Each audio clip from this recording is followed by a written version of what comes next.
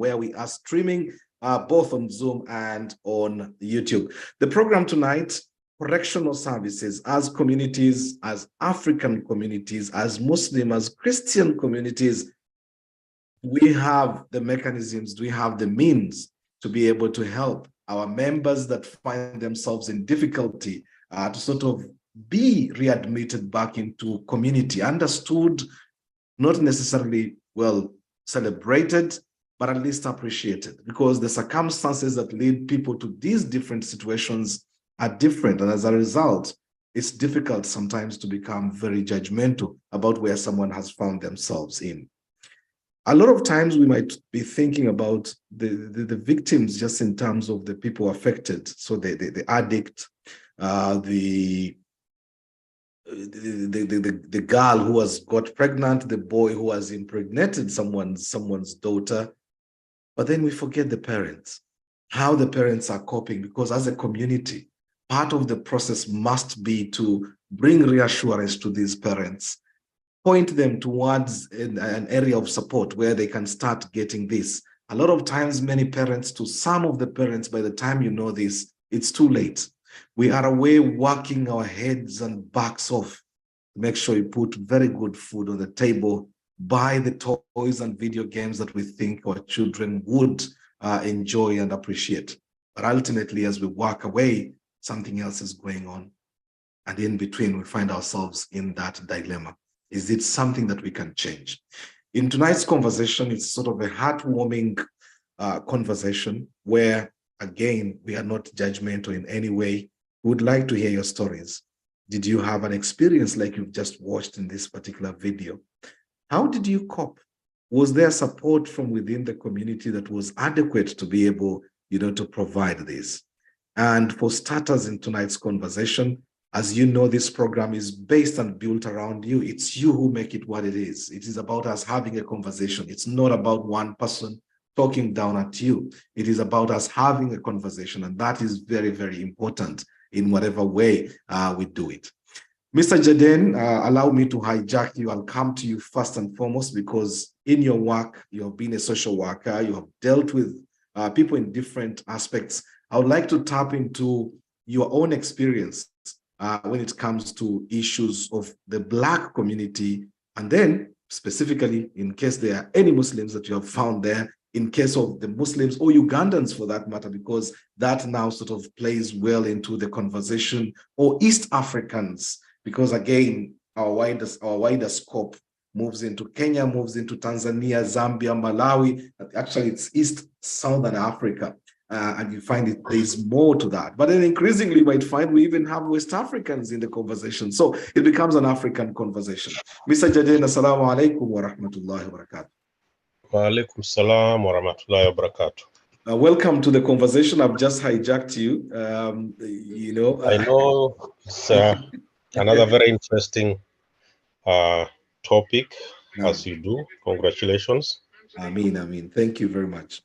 Now, you've worked as a social worker, and I'm sure in your line of work in helping, especially youth, young people, the issue of drugs is never far away from the conversations that are had. But not only that, today we are going beyond the drugs. We are looking at, premarital pregnancies, or, teenage pregnancies, which are very common, especially in a country like the United Kingdom. I would like to hear your own experience just in terms of the size of the problem. How big is, for example, the drug problem, the pregnancy problem here, especially in the Northeast, in Newcastle, where the numbers of young girls who have ended up, becoming pregnant is just unbelievable. And it's not just, I'm not talking about Black, I'm saying in general. But then share your experience a little bit, looking into tonight's topic and how it fits into the bigger picture.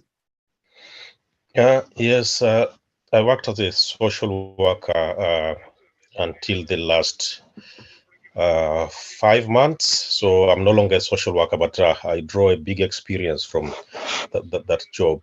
And I was lucky, or my area of specialization was the living care group, which means children aged from 16 to 21.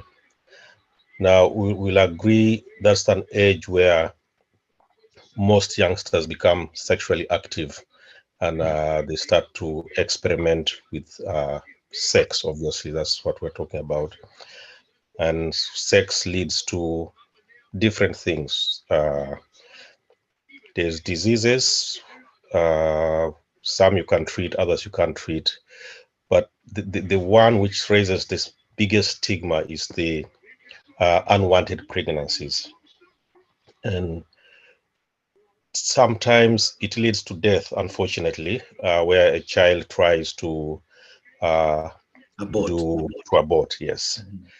Uh, Other times the child is forced away from home and come into the care of the local authority. And at worst times, the child just disappears from the screens, and you can't trace where the child is, and they become vulnerable, and they become used in all kinds of crime. But the bottom line, especially in the Northeast, is poverty and peer pressure, because there's a considerable amount of money in the drug trade, and we know what's called the county lines. So we find young people, very vulnerable young people, who are lured into trafficking drugs, and they get lured by simple things as Nike boots, iPhones, and riding in expensive cars just to transport drugs from one part of the county to another or across counties. And they have the advantage that children are rarely stopped by the police, and that's why criminal gangs take advantage of children, and they give them sizable amounts of drug to transport from one area to the other.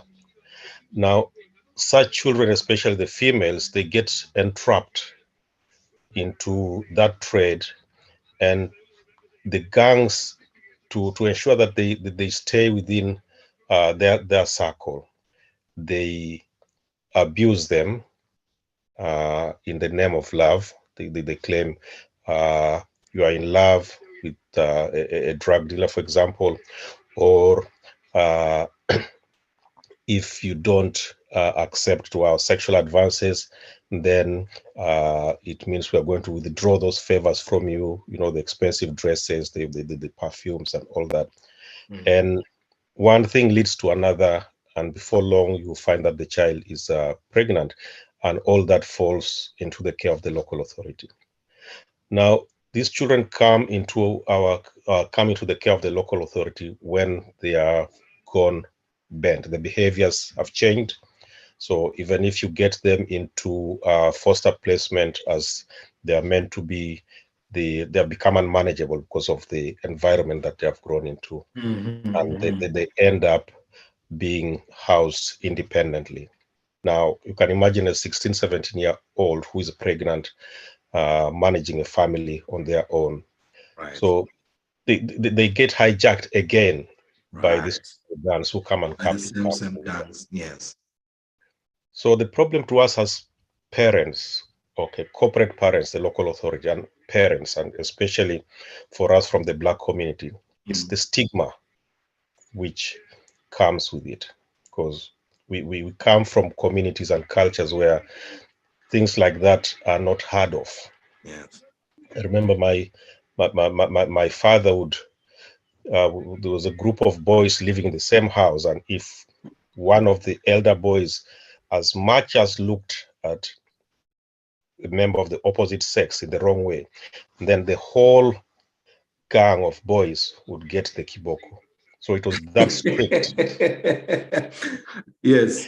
It was that strict. Is that a territorial thing? Is that a Yes, territorial and thing? that saved all the daughters in the neighborhood, because the tabia was so strong, leave alone the religious tabia, the tabia, the cultural tabia was so high-handed that you didn't even think of doing that. And that's what saved us.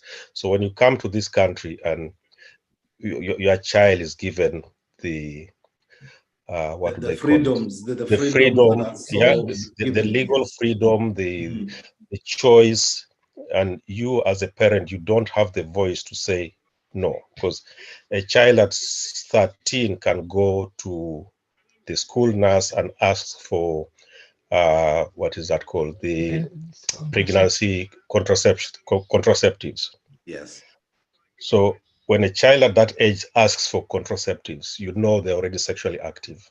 Mhm. And sex is not one of those things that you take lightly. It needs emotional maturity, it needs physical maturity for you to handle sex.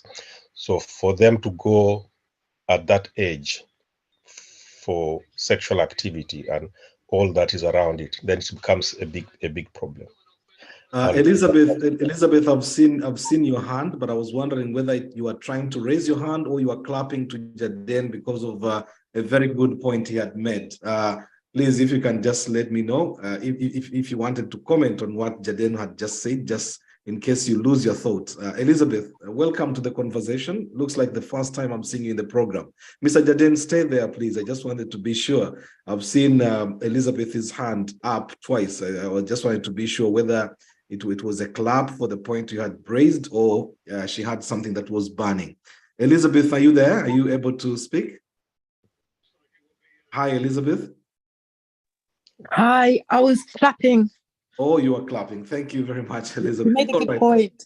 All right, brilliant. I'll come to you later then. Let's allow Jaden then to continue. Thank you. Jaden, now the issue is I've noticed I'm dealing with Newcastle, for example, and I'm using it as a template for what else now is sort of happening across much of the developed world.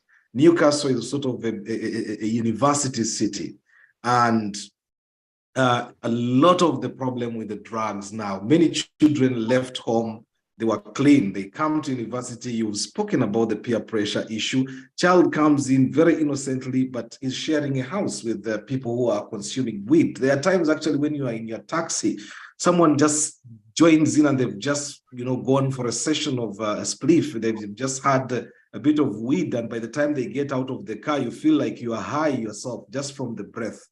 So university life here sort of contributes in some significant way to the issue of drug abuse.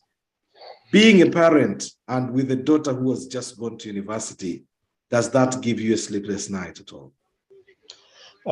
exactly, because there is a very sad case of a girl who came to my university, Newcastle University, and this is the first time she just left home, went into students' accommodation, and with a group of fellow girls, they decided to go into Newcastle, which is a party city.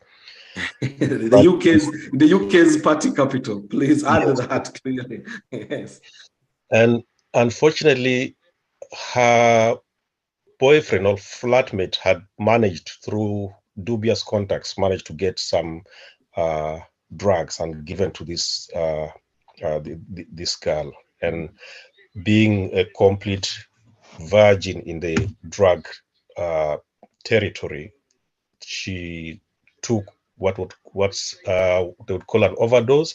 Yes. And she was lucky that the bouncers at the clubs that they had gone to did not allow her in. I don't know if that was luck or not. And when she returned home to the hostel, she collapsed and unfortunately died. Oh. Now, this is the kind of peer pressure, because you have left home where your parents are probably, or most likely, strict. You have been in a decent school for you to be able to get the grades to go into university. And then you come to an environment where nobody's going to ask you how you are dressed, who you are moving about with, what kind of money. For those who don't know, students get students allowance, maintenance grant. So there's a big sum of money which many children have never held in their lives. So you get £1,000 in your bank account overnight, and they are selling these drugs for £5-10 a shot. So it becomes cheap relatively to the amount of money that you've got. So it's very, very tempting for these young people who move into student accommodation. So the choice of accommodation is very important.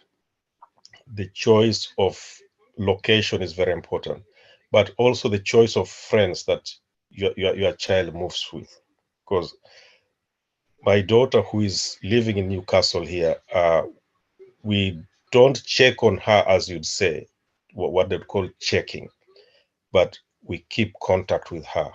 And at random times, we ask her to call us and say where she is or what she's doing.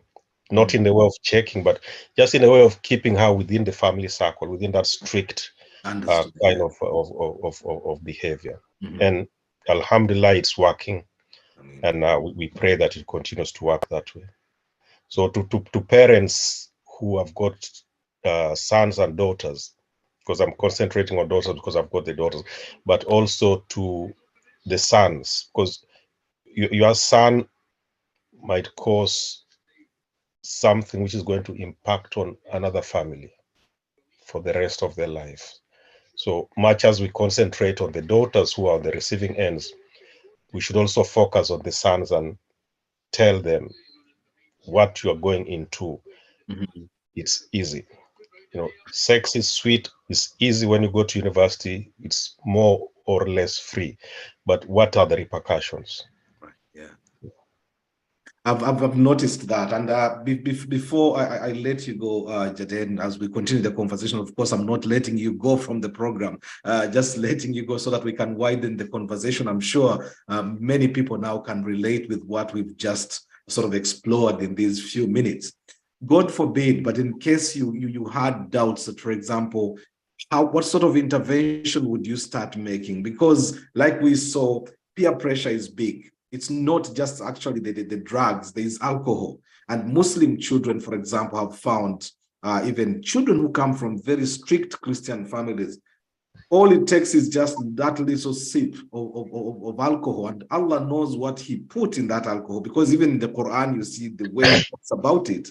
Allah subhanahu wa ta'ala acknowledges and, like tells us that there are benefits in alcohol, but the harm in it is much bigger than the benefit that is in there. It looks like there's something, once someone just takes a sip, to stop becomes a bit difficult.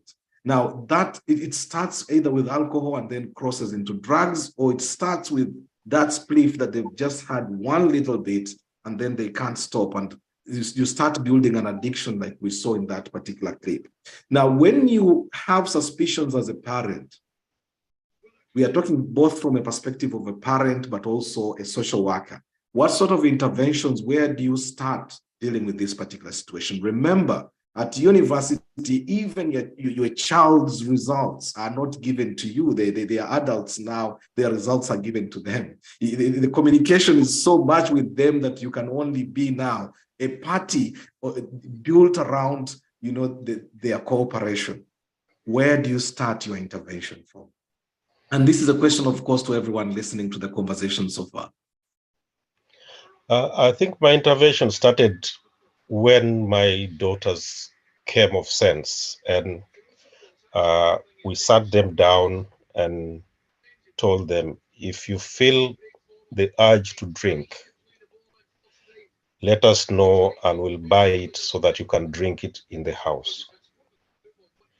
It's better for us to see you drinking what we offer you, other than for you to go out in the community and for somebody to buy those drinks for you.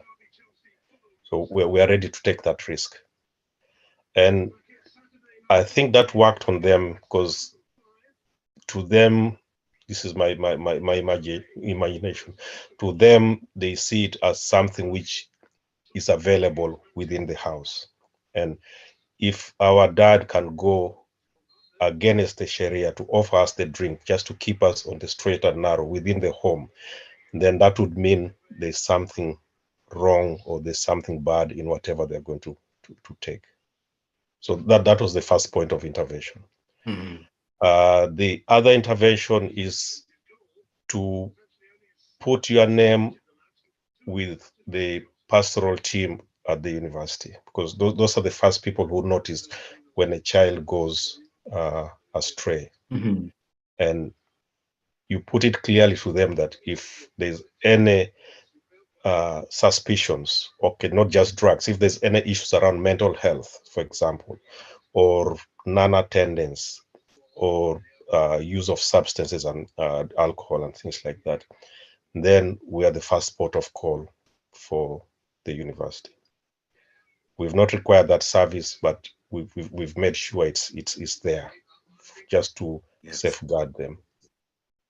Put it as a mechanism. All right, brilliant. Thank you very much, Jaden, for that openness, actually discussing something that is quite personal and deep. It's like I had prepped you from the sound of it, yet I just sort of hijacked and walked straight to you. Thank you very much. If you've just joined us, the program is Come, Let's Talk with me, Kassim Kayira. We are live on 75 W Radio.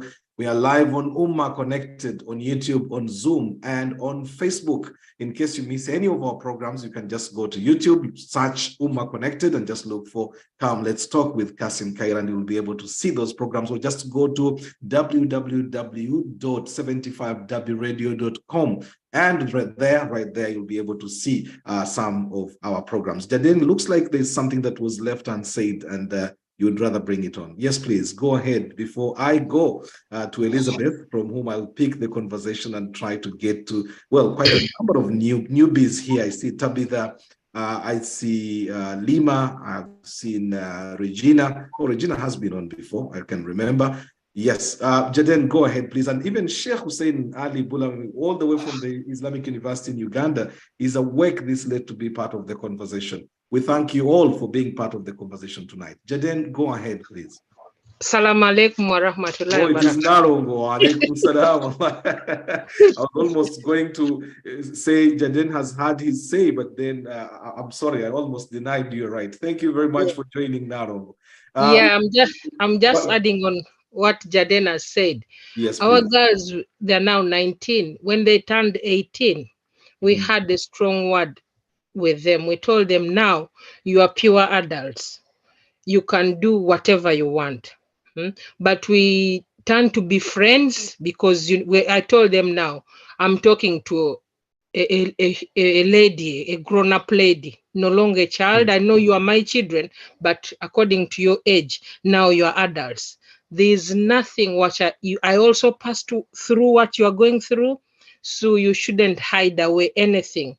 So we created that issue, when for us when we were young, we couldn't talk the way we talk to our children, but for this generation now, we create like friends. You turn to be a mother and then a friend to your child. Whatever you feel like telling, you say, oh, now I'm talking to an adult. You leave alone saying, oh, now no, there's no privacy. Now you tell them like you are talking to your fellow woman or fellow somebody. That's how, even if they get a problem, they know, oh, my mom, our parents are our friends. We can tell them anything. You put away the shyness. You take about sex, you take about anything you go through, marriages, you give them an example. Like if a family, your friend's family has got issues like blah, blah, you tell them. So you give them their idea. They're always free to tell you. So with drugs as well, you keep telling the drugs are like this. Say, okay, give them advantage and disadvantage.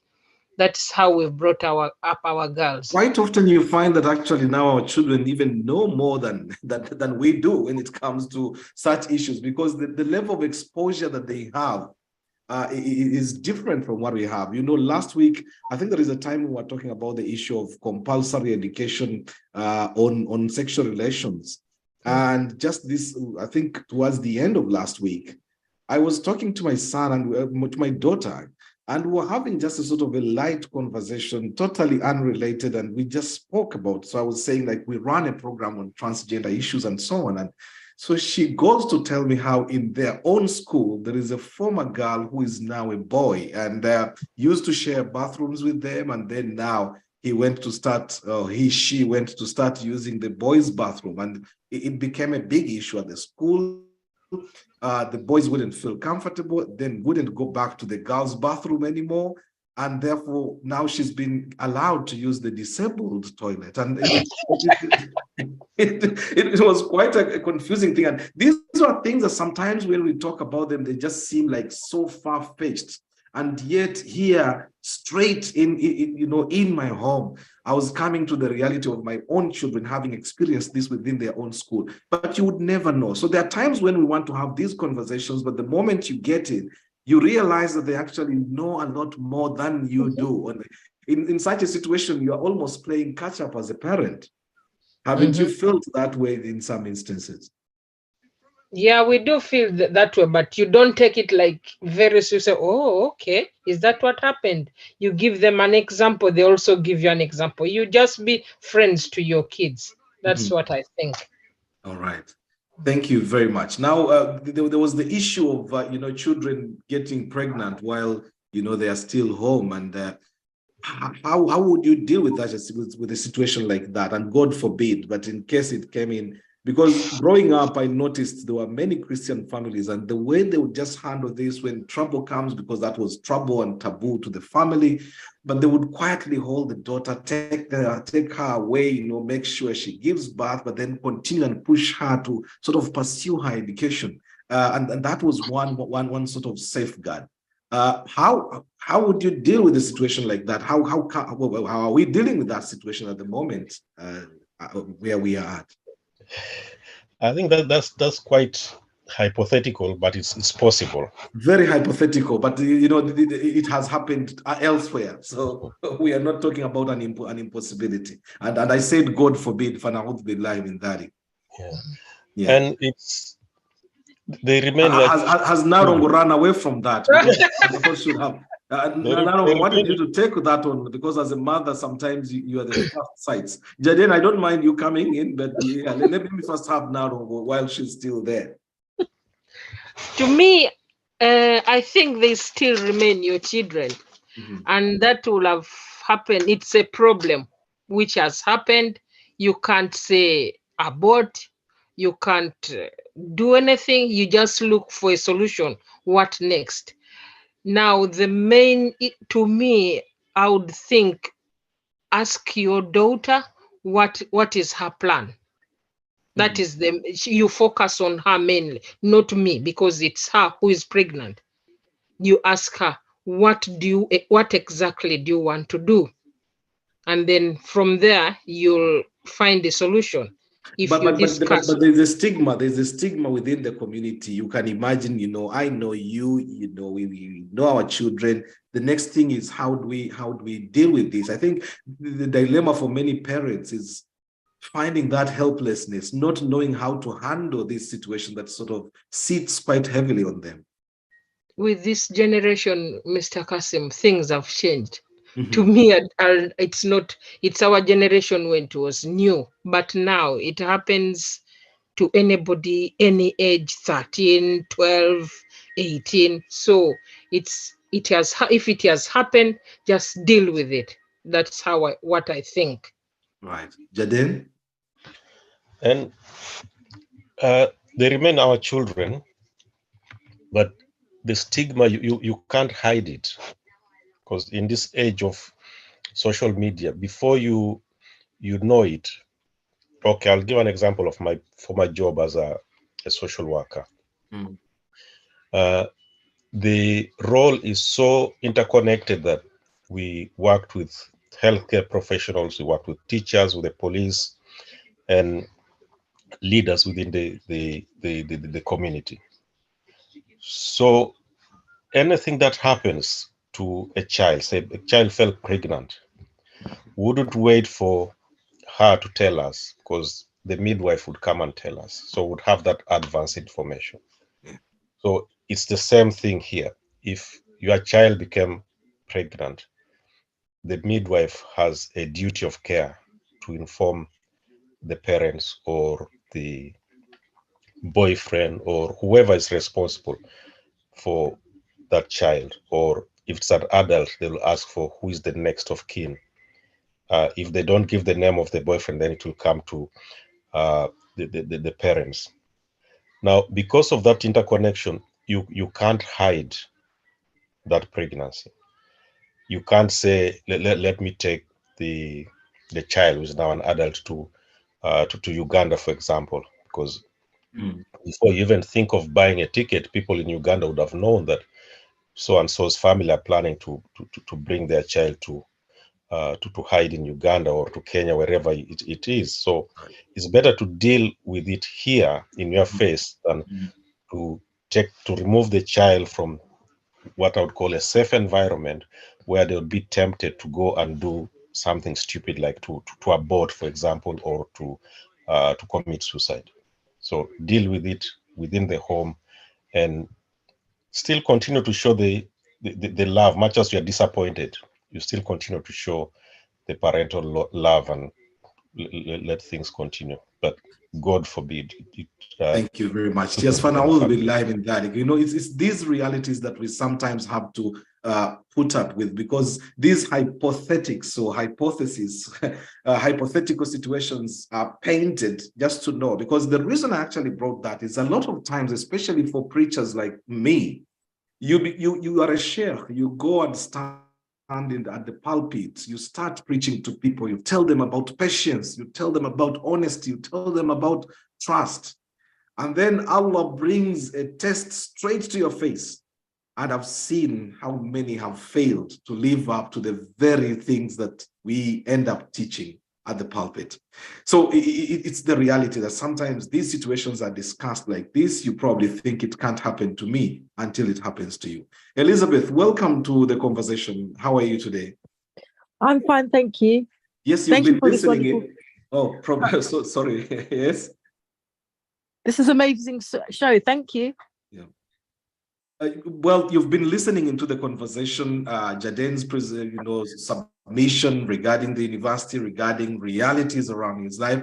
Let me hear your own take on the situation. Do you think we have adequate support systems within our communities to deal with situations like this in case we found ourselves in a drug situation, in a pregnancy situation? Would there be support? I think everybody in the community is a bit judgmental. They're not there for support. So people always tend to look outwards to friends, maybe cousins if they're close to their family. But I think there should be a community support. That's why this show is so important. I think education is really important in teaching. I think is it caution before anything happens, teach them the safe sex and all the implications of having sex and the diseases that are out there at the moment. So prevention is better than cure, I think, which comes down to education and having lots of activities, which sometimes comes down to money, but there are a lot of activities to do that are free as well. Yes. Now, a lot of the time, it's, parents are working, they're not at home for the child, and then they get into bad peer pressure. Yes, bad company. Yeah, corrupts good character. Well, from the sound of your voice, you are definitely a young person. And one thing I've noticed is you see, especially at university level, 15, 16 already, young girls are already sexually active, boys too, but girls, I think that the detriment is where it happens in case of pregnancies that sort of arise out of such situations. When I look at the demographics, you find that more black girls get pregnant in comparison to their white counterparts, despite being exposed to the same sort of sexual encounters that are happening around, especially in universities or colleges and so on. What is it about African girls that doesn't provide that kind of mechanism? Are they not aware about I'm sorry to say, but there's not a lot of two-parent families. A lot of them are single parents. You'd find that a lot of English people they have say family around them. Whereas people in diaspora, they're all isolated from family members, from the community. So I think it's important to build that. So the issue, according to you, there is the issue of the single parenthood, which contributes to this. It comes down to a lot of mental health. Mental slavery, because people have not got over what happened in slavery. And during slavery, a lot of families were parted. and people are still suffering from those repercussions today. Whereas you find like English people that all have like all different generations all living in the same area, whereas people in diaspora, they're like living all around the world apart. I think it helps. I think mental health, slavery has a lot to do with it. Don't you think? Because that's when the black family started being broken up, and it was, the consequences are still felt today. So do you have any friends who have, for example, fallen pregnant along the way, being out of home? Yeah, when I was in secondary school, my friend ran away, but she was Asian. She was from a single parent household, and she ran away back to Sri Lanka, got married, but she didn't get pregnant until she got to university. But I find that a lot of people that did get pregnant earlier from single parents. All right. Oh, Elizabeth, thank you very much. Your first time, and I would say you're brilliant. Thank you very much. I'm sure we are learning something out of that. Hajat Sarah, your hand is up, and then I'll come to Uma connected there. I think it's Hafsa. Hajat Sarah, assalamu alaikum wa rahmatullahi wa barakatuh. Alaikum salam wa rahmatullahi wa barakatuh. I'm sure listening into this now was sort of killing you. You are hearing it straight, like from the horse's mouth, if I may use the word. It did trigger my mind and got me something that I experienced, which was quite shocking. Yes. I have a little girl who is such a friend of mine. Well, I was a nanny to this little girl, and she's now, from the time she was one of the children that I was a nanny to when I first came to this country, and they are they call me their grandma, and we've always kept into contact. She's now 13 years old, but recently she called me saying, "Granny, you know what?" I said, "What?" "One of my friends is pregnant, 13-year-old. I said, "Okay. Yeah, but would you be kind enough to escort her to a clinic so she could get the pill and do an abortion?" Wow. I said, "What?" I said, "Yeah, Granny." I said, "Has she spoken to her mom?" She said, No, she can't even talk to her mom about it. And I said, "But then how can she ask me? How can you ask me to escort your friend to a clinic? Which friend I don't know about? This is not something I can even do. Would you like me to speak to her mom about it?" She said, No. And I asked her, "Would you like me to speak to your friend and see if I can give her some guidance?" She said, "Unless it can only be possible if you are going to help." I said, "Yes, I want to help, but not in a way that you want me to help. I would like to speak to your friend and see how we can do this."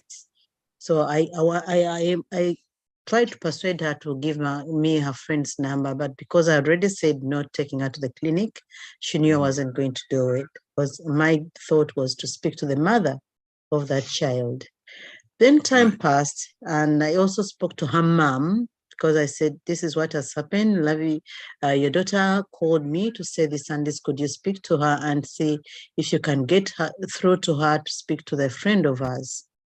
And the mom said she refused to give the number of the friend because she knows her mom is she wouldn't share that with her mom, and she wasn't happy that I spoke to her. Then after a while, I was taking her somewhere, and I asked her, "Lavi, it's been quite a while since I heard from your friend. How is she doing?" Said, "Oh, one of our friend's mom escorted her to the clinic, and she's now gotten rid of the pregnancy." And I was shocked. And I said to her, "Did her mom know about it?" She said, "No, she couldn't tell her mom. Her mom would kill her. She's so tough. She wouldn't share that." So that got me really worried. I'm like, this is an adult who managed to work with these little young girls. I don't know who she is, and I'll never know. But I was quite frightened. How do you take up a responsibility of another person's child and escort them to have an abortion? But Hajat Sarah, you appreciate, like in this country, just like in the United States, physicians are allowed to give contraceptions without even parents' consent from the age of 12, actually. In the US, I think it's after 16 years, but here in UK, it's 12-year-olds. They can just go get their contraception without even the parents' consent or even knowledge. Yeah, so that also makes me think that probably most of our young girls have already been aborted without our knowledge. Yeah, without our knowledge. Yes. So when you're talking about support, how do you support a child like that? It's only late in life when you have received some complications, and then when maybe you're talking more, that they will let you know that, oh, once upon a time I had an abortion, maybe that's why I'm not getting any babies, or maybe there were issues. Yes. So, Well, I know quite a number who had abortions during their young days. They got to a life when they got married officially, and now for 10 years they've been struggling. In fact, there was a very painful case of one who was aborted, like I think 4 times, then got married, and then for 10 years, for 7 years, they were looking for a child with a husband and they couldn't get them. Husband gets tired, decides to sleep with a maid becomes pregnant with the twins with immediate effect. And then wife, I don't know whether the pressure now came to bear on her. Allah decides to give her her own child from the same husband 8 years on, after the maid had given birth to Arongo, and the Nazara had now started kutinkisaring the maid for the wife at home. I mean, it's just one of those things that these are stories that are there. It's not just textbook aspects. Now, Hajat Sarah, personally, because do you think within the community we've got adequate support systems? Because I remember, may God bless him, your husband passed on, and you're quite young. You are left with very young children here. From a perspective of support, do you think as a community there is adequate support mechanisms for people to understand in a situation, for example, like that, being there for you and being able to support, or basunzi? Actually, I think we still have that kind of stigma that you may find even when you lose a husband, that people just call you and call you Namwandu, and you're like someone insignificant. Some of us have gone through lots of difficult times. So if there is support, I am yet to find it. I haven't gotten much support from the community. Now, I don't want to say much of my personal issues, but there is still another thing I would like to share with you, and concerning the same little girl. When we are talking about drugs, you can't believe how exposed these youngsters are, and mainly is through the internet. One day she was expelled from school, suspended from school, because she was giving other children cakes, and within those cakes there were drugs. Yeah. So she was caught selling cakes, and even today, I wonder how anyone would put drugs in cakes. She was selling cakes in school, and one of the children had a very severe reaction to the cake. And the parents realized that the teachers realized after medical attention, the child being taken to hospital, they realized that the child had taken some substance. It's so worrying that there is lots of things going on into this community that parents are not aware of. So if you're scorning another parent for their children being a drug addict, you have to think twice, because this is more common. Yeah, more common than you think. If you're blessed that your children have gone through school and they haven't been through this kind of challenges, then you just count your blessings, because I think there is a lot of things going on today that most of us are not aware of. So I comforted that little girl when she was on suspension and asked her, how did she get the cakes that had drugs into school? And she confesses to me saying that, yes, she had someone talking to her through the internet. And then one day they arranged to meet at a certain park. And that's when she started dealing with them. And they were threatening her that she couldn't talk to her parents and that she had to do the job. So these things are more common than we think. Fantastic.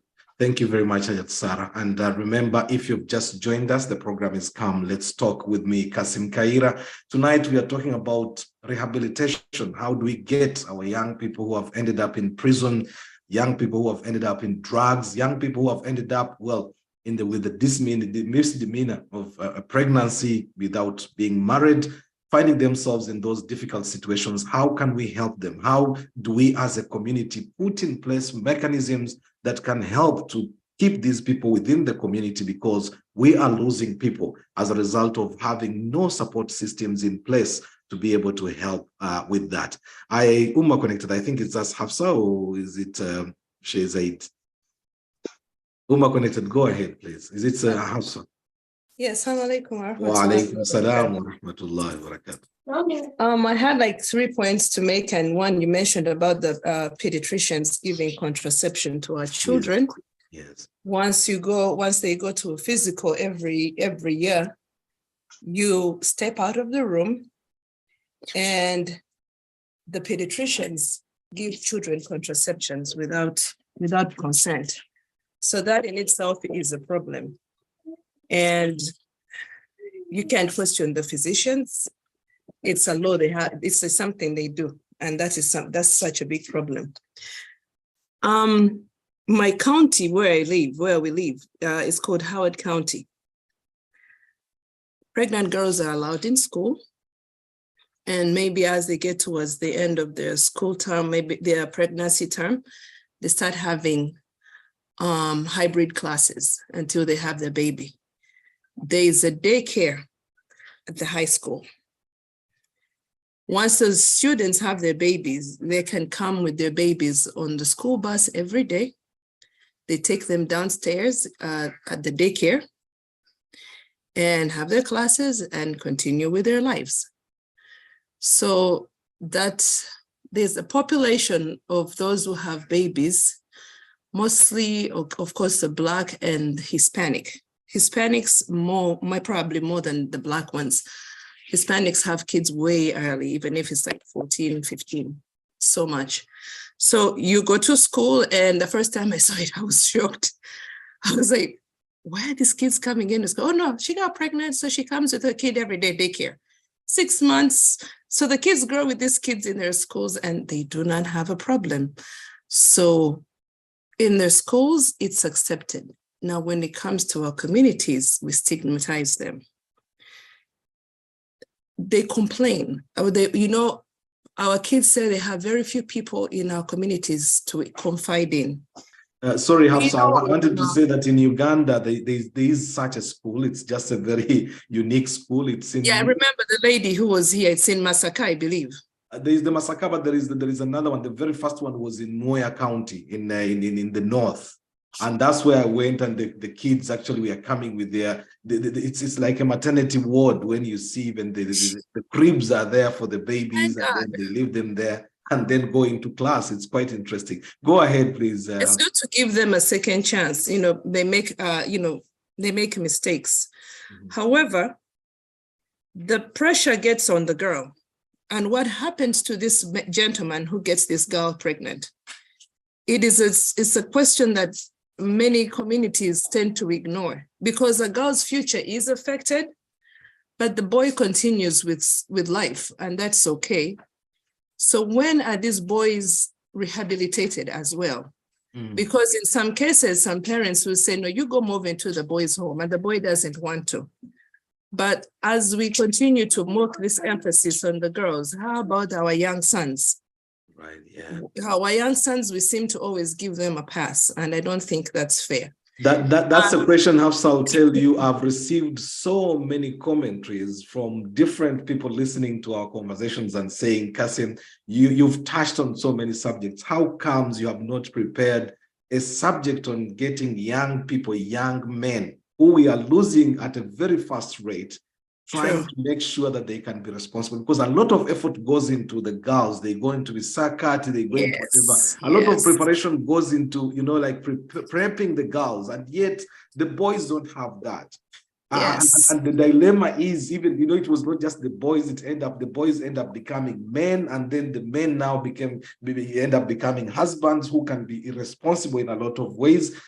Is there a way that we can create a situation like this? Yes, go ahead, please, because I would like to, before going to Ismail Musoke, once you finish, Hasfa, I would like to go to Imam Kasozi specifically on one particular point, which I'll pursue after. Please go ahead, Hasfa.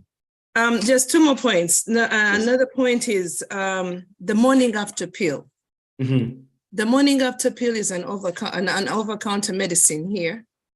So like you can get an adult, maybe 18 years or older, and these kids are able to get the morning after pill without a problem. Yes. That is also a big problem in increasing the chances of the young girls getting pregnant or being promiscuous, or the young boys, because they know the morning after pill is very easy at their disposal. Is it a question of affordability then? How comes when No, you it's look not at the proportion? it used to be a prescription. Yes. But now it's not necessarily a prescription. You go to the pharmacy at a certain age, you need the morning after pill. I was going to ask the question, how comes in the proportion of Black girls who become pregnant is higher in comparison with their white counterparts who undergo the same sort of sexual excitement and you know, and madness that they embark on? I don't know. There's a certain show that I watch, it's called Long Lost Family. Mm-hmm. And that show, you discover that almost 90% or 95% of the people who keep their kids up for adoption are white. The whites kind of hide it pretty well because they hide for their children and they give their kids for adoption. The Black or the minorities, we stick it out till the end. You're pregnant, we're going to stick it out. To the whites, they will transfer them. They will even move states if they have to. Understood. So they can hide the stigma. Mm-hmm. So that in itself is I think it's relative until, you know, later on in life when it comes to hit them back. There's the concept of family and sticking it out as Black people, as minorities, is different from the white ones. So I don't think it's uncommon in the white community, in my personal opinion. Right. Another thing, that my last point was about drugs in Uganda. In the video you shared, the gentleman said, as I say, immigrant parents, whenever we have a problem with our child, it's easy to send them back home. Again, we dump the problem back to the Imam Kasozi to handle back there. Boarding school, but the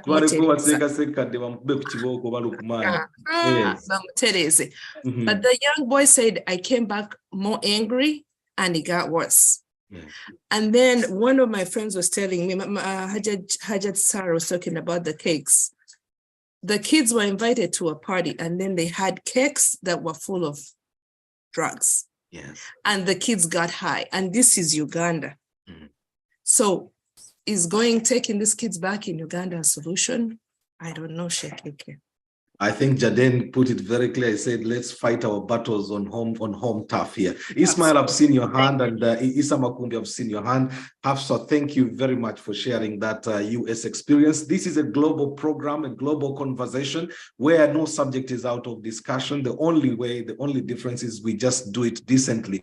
We just do it within the confines of distance while tackling every subject as hard as it may be. Quick text message here before I come to Imam Kasozi, and I'll come to Ismail and Issa Makumbi. Catherine Sali says parents need to visit a site called Ask Frank. There is a lot of information about drugs. And Regina says, shame we can't revert to our values. We were not allowed to eat from anyone. Catherine comes again to say, if your child has been in prison, you can get in touch with NACRO. I think, Catherine, will try to explore the issue of prison here, especially when it comes to the issue of stigma within our communities. Imam Kasozi, I come to you. I think let me first read Regina's message here before crossing to Imam Kasozi, where Regina is saying we need to restore bonding and strong attachment within our children to ensure they trust us enough. And we are the first ones to know before anyone else. Well, how I wish that is actually one thing that we might be able to deliver on, just like Elizabeth says, the black doll test. Imam, assalamu alaikum wa rahmatullahi wa barakatuh. Wa alaikum assalam wa rahmatullahi wa barakatuh. How are you and how are you coping? Alhamdulillah. How are you? Alhamdulillah. Just had a quick question to you, which is regarding, topic tonight is we are talking about rehabilitation, getting our people, for example, who have been away, who have been in jail, and bringing them back into the community. But there was something in particular, especially in the past, that I wanted you to explore where we are at in today, comparing the past with today. Where, for example, in Christian families, in case a girl became pregnant, it was that they would find ways around that, where they would take this girl, hide her away from, the talking crowd, make sure she delivers her child, then push her to continue with her education until she gets her qualifications, while the baby is taken over by the judge or Senga and grows up there. Within Muslim communities, this was different because a lot of these families, we grew up in very large families, 32, 30 children. In case you became pregnant, that was a sentence for you just to throw you out of the home to go and follow the person who impregnated you. Has attitudes changed at all, looking at that? Or probably, do you even agree with that sort of assertion that I've just made? Thank you very much. Because I don't know the generation you are talking for, it depends. Well, unfortunately, we sit between the two generations, Imam. The 70s, the 80s, the noughties, and now the millennium. So all those make a difference. Yes. And it also, with time, it differed from family to family. Previously, you know what it meant. According to here in Uganda, for example, I will give you examples from two societies I know. The first one was the Ugandan society. In Uganda, if a girl became pregnant before marriage, then, I don't know, it may have stopped maybe in the 60s or in the 70s, or even earlier than that. The punishment was, don't send her away, but build for her a small hut at the extreme end of your kibanja, of your land, to show the others that if you do what she has done, this is the punishment. To many people, when you talk about it, they say it is harsh. To the Bachiga, it was harsher. Yes. According to Bachiga society, if you became pregnant before marriage, they would take you, they had a cliff in Kigezo, there was a cliff. Yes, they would take you to that cliff, yes, drag you down until you fall into that, into the running water that was there, and that's the end of the story. Yes. As a student of sociology, I know societies in Latin America, societies in the Middle East, societies in Asia, what you call the Indian subcontinent. When the Indian subcontinent, I mean all those societies that have people of the Indian origin, whether it is Sri Lanka, whether it is Bangladesh, whether it is Pakistan, they had also a punishment. Up to now, some of societies in those, they kill in the honor killings. Yes, the honor killings. Brazil is known for it. And I have read this and taught it, and not just only reading, but I have taught it in my sociology classes. So that is one area. Today, it has come to pass. I remember, I think in our own, the bigger family of ours, one of them I think was my cousin's sister. She got pregnant in year 3. For her, she just ran away and she ended up into one of our aunts kept her. But that one meant also big thing.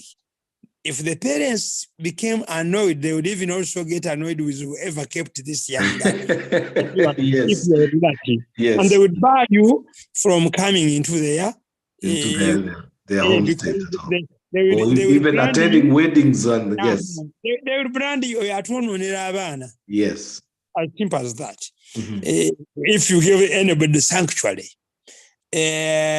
others, they would not mind, because of course the stigma was, if you become pregnant, then you cause a danger to the marriage of your other siblings. Embuto kulujja oba mukalina wano situina mpya situina lujja wano Bulaya embuto mukalina. Yes. So it would make a lot of sense, but of course with time and maybe exposure, connections with other people, this it is now almost an acceptable behavior. But remember, people who were excavating whatever, these guys like that, while they would struggle to protect their girls not to get pregnant, they would encourage the boys to go chasing. And around this time, Imam, you can appreciate why, if you saw your boy running after a girl, how you would feel very happy. You would feel very comfortable now, considering where we are at now. Yeah, I always ask people, you are asking your boys to go to chase other people's girls, as if, and then you also have girls.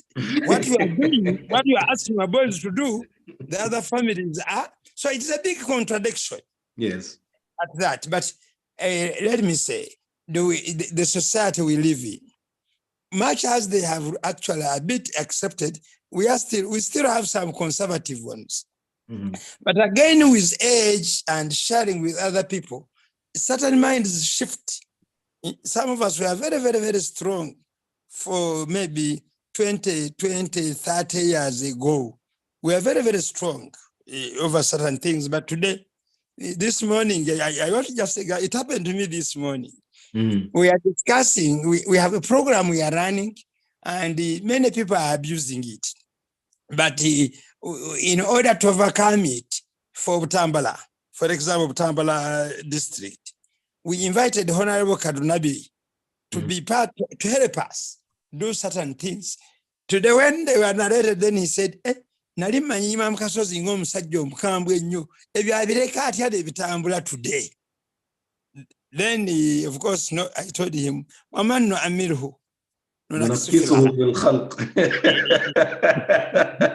Okay, so Imam, I had a question again, which I think will allow others now to come in and join the conversation. And the question is just surrounding exactly where you have gone. Uganda, for some reason, I mean, Africa, well, in general, but Uganda in particular, because out of 54 countries in Africa, Alhamdulillah, I've managed to get to 36 of those 54. So I speak some kind of experience in terms of this.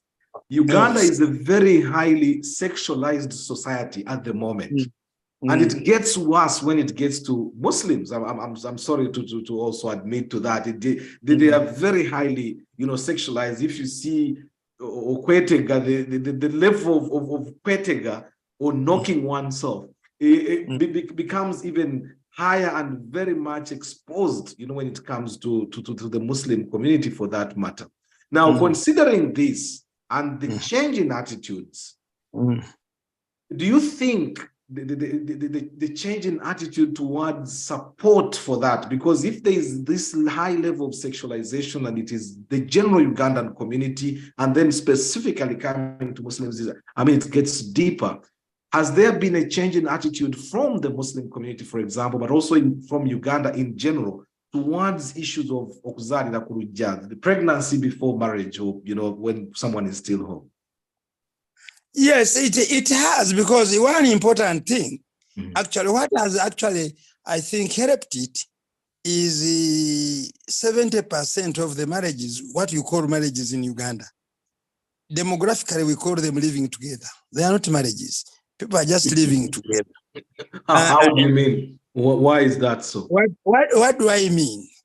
You see, marriage is supposed to be consummated through the legal way that we know. But people meet, they live together, they begin to have children, and after several years of living together, or what you call concubining, if I can use the word, I don't know. Then you go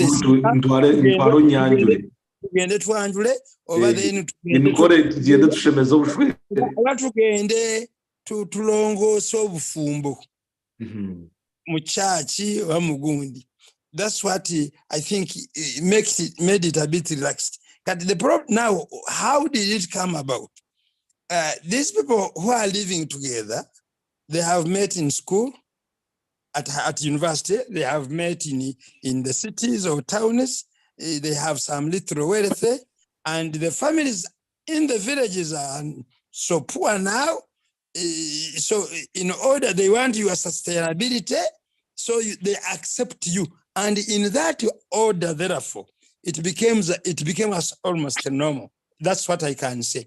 The last thing is that I want to say just one or two sentences about drugs. Drugs, yes, and rehabilitation. And I know somebody gave an example here. I will not mention the school because the example, what she said, I know it happened in a school that I know. The mother of this girl is the one who brought it to me because she lives in London. The girl was here at school. Then this girl connected her colleagues to a lady. I don't know whether he was a lady who makes cakes. Right. And in the process of that, when she connected, when they said, no, I know somebody, a certain aunt, aunt now, not necessarily relative, but aunt. Every other lady is aunt, every other man is uncle. His uncle. Yes. So she connected them.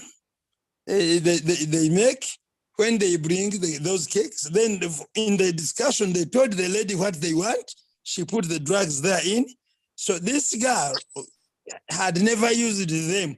So they said, you are connecting. Now we're here. So the girl became a nuisance, and she was then to check, they found, I think she was suspended. That's how the mother called me. She wanted me to intervene to help her. That A, B, C, D is what happened. And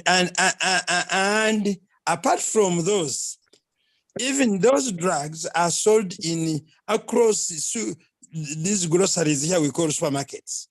You go there, you just buy. You can buy a cake, you can buy whatever, without suspecting. Then when the child takes to school, gets to eats it for the first time, if he or she has never, then it becomes crazy. Then that's how drugs are moving on.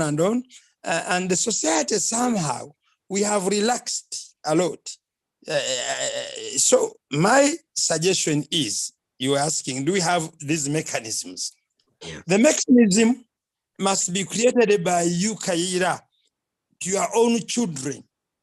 Remember, traditionally, the children would be addressed by aunts or uncles, whom you don't have where you are.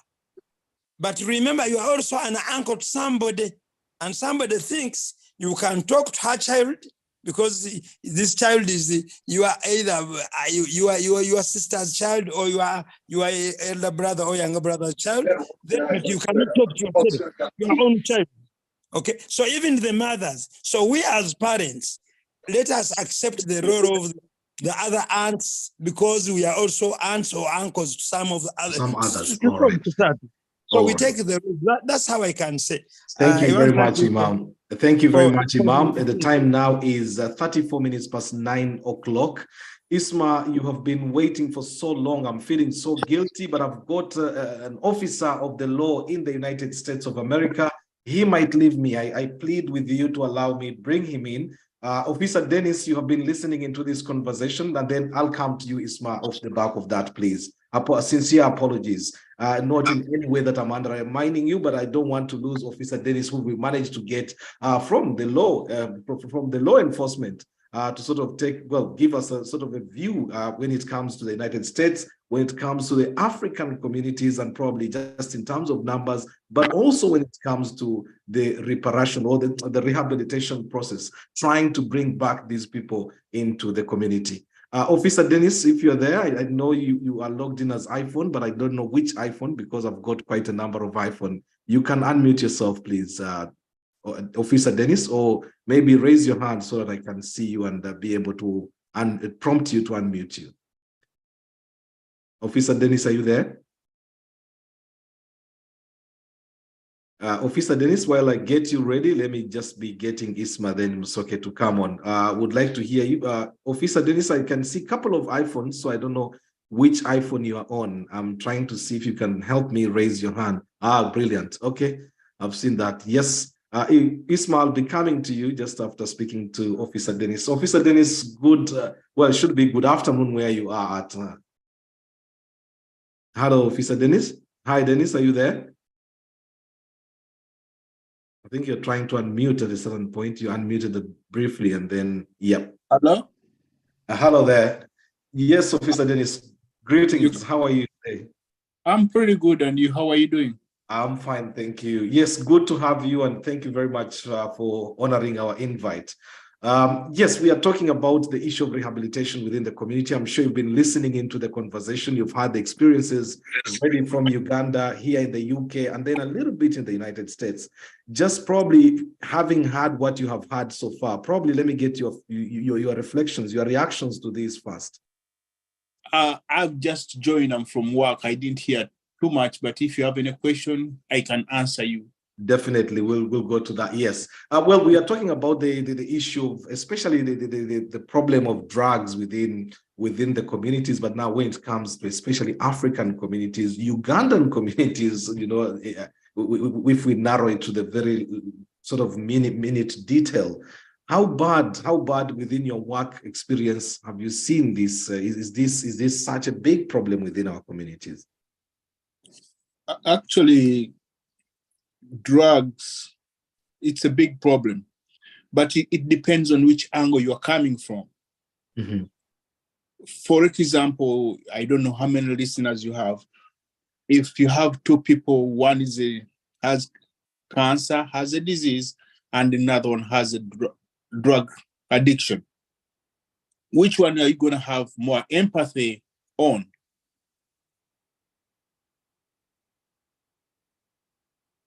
Come again, Dennis. I think I missed that. You say if you have drug addiction versus what? Cancer. Somebody who has cancer versus drug addiction. Yes. So which one are you going to be? The cancer one. Cancer will definitely take precedence. Why is the cancer? All of them are diseases. We are worried that you're going to die, and cancer will be shouted affects many more people as opposed to drugs, which sounds like a choice. And cancer, there is the stigma as well, the thought that with cancer, you don't decide to get cancer, but with cancer, you decide to take the drugs. There's a choice element there. But it's if you go to the hospital, they are going to treat you the same. All of you are sick. Yes. All of you are sick. Mm-hmm. So if I'm a doctor, I'm not going to look at this one has cancer, this one has this. They just treat one person. Yes. One color. They don't care about which color is it.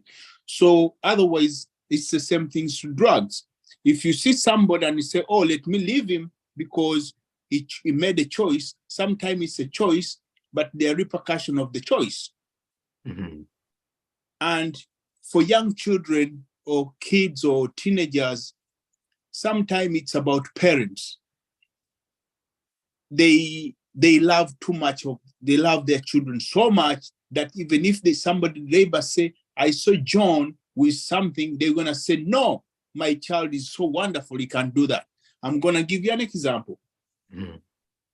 People who drive Uber, Lyft, cabs. So you have your child, you have your kid is maybe 14 or 15. He say we are going out for a party at Mr. Tom's house. You know, Mr. Tom's house is very principled. He's a lawyer. His wife is a doctor. They have a big house. What are you going to say? Please go. I'll give you money for the cab. Yes. So do you know what they do? Those people, those children, they gather themselves in the group and they go to the bar and they get liquor and they sneak the liquor and drugs in the basement. The mother or the father don't come there because the children are having fun. Mm. You don't know what they're doing down there. If you sneak through their notebook, they will write even the day they first used drugs. But parents don't do that. They are scared. Right. So that's love. And how does it come addiction? When you use drug at the first time you use drug, any kind of drug, you will never, ever forget that time. Never, ever. And every time you use drug, you want to go back to that field where you went before, but you can't get it back. You will never get it back, but they think they can get it back. That's how it becomes addiction. Mm. So in terms of rehabilitation, then what can we do to rehabilitate? Now, actually, especially when it comes to young people, because once we talk about drugs, we've gone to drugs, we've gone to crime, because now drugs, alcohol leads sometimes into crime, and then they end up in jail. They've either been caught with the drugs distributing or supplying. The next thing is they end up in jail. The ability to have these people back into the community. Do you have support mechanisms? Do you think we have support mechanisms that can assist in that? There's support mechanism around where I live. There are some, but you yourself have to accept the support. They don't force you. You have to accept the support. The support is there, everything is there, but it's up to you to say, I'm going to take it. I've gone to conferences, I've gone to workshops where people who have been addicted of drugs, who have been addicted of prostitutes, and they are well off today. But it's up to you to say, you know what, I have a problem. I have been in denial for a long time. I accept this disease. I'm going to conquer it. If you can't accept it, nothing you can do it. You can't do anything. For example, you can be a drug addiction, where there is, how they call it, there is this detox. You go for detox. All right, yeah. When you go for detox, it depends on the area. Where you go for detox, on the corner, there is somebody selling drugs. Yes. At the corner, there is a liquor store and the pharmacy. There are two pharmacies. There is the regular pharmacy, there is the liquor store, and there is the street pharmacy. So if you don't have a strong heart, the guy is on the corner. He said, oh, I have some for you. So it's about commitment and family support, because drug addiction does not affect only the drug dealer or the drug buyer. It also affects the family, because if I have a job, they're going to fire me from the job because I can't go to work anymore. Yeah. The wife is going to leave, or the husband is going to leave because I can't be with you. You're a jerk. Now, so with the stigma, is there adequate support now for families? Because you've said, Dennis, that there is support for the victims themselves, the people who might want to recover from the addictions. But is there support for families? Because part of, like, especially within the Ugandan community, African community in general, but Ugandan community, is instead of getting the support or help, people go behind your back and they start talking, and the stigma either pushes you away from even being able to access such support. Is there sort of a support mechanism like that? So this is my advice to anybody. I don't advise people, I tell them. You can't ask direction from somebody who's going nowhere. Okay. Meaning, if somebody is not going anywhere, why do you ask him direction? There is a Chinese saying that the person who feels fever does not eat a watermelon. So if the person you are asking he has never bought a car, why do you what kind of advice is telling you about fixing your whatever, buying another car? So sometimes we go to the wrong person who their more main responsibilities talking about somebody. They just gossiping. Right. So you have to get the right source, the right person. For example, where you work, I can find you and say, what's your problem? My problem, I have this. Before even you tell me your problem, I know your problem already.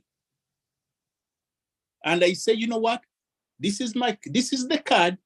I put my name on it. When you go there, they will give you accommodation, they will give you shelter, they will give you treatment.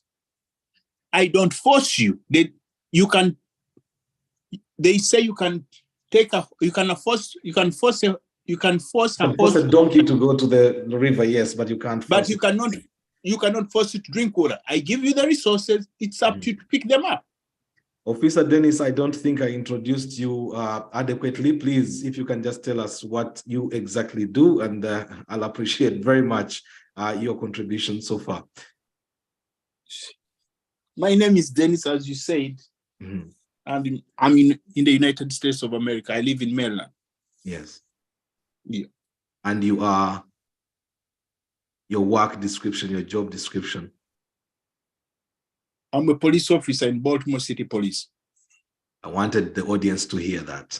Thank you very much, Officer Dennis, and you can stay there. Might be able to pop back and forth to you just in case we have more questions. Isma, you've been very patient. And Regina, at some point, I'll come to you as well. Time is nearly, oh my God, it's nearly Assalamu alaikum wa rahmatullahi wa barakatuh. Wa alaikum salam wa rahmatullah. It's 9:45 p.m. Thank you for your patience, Isma.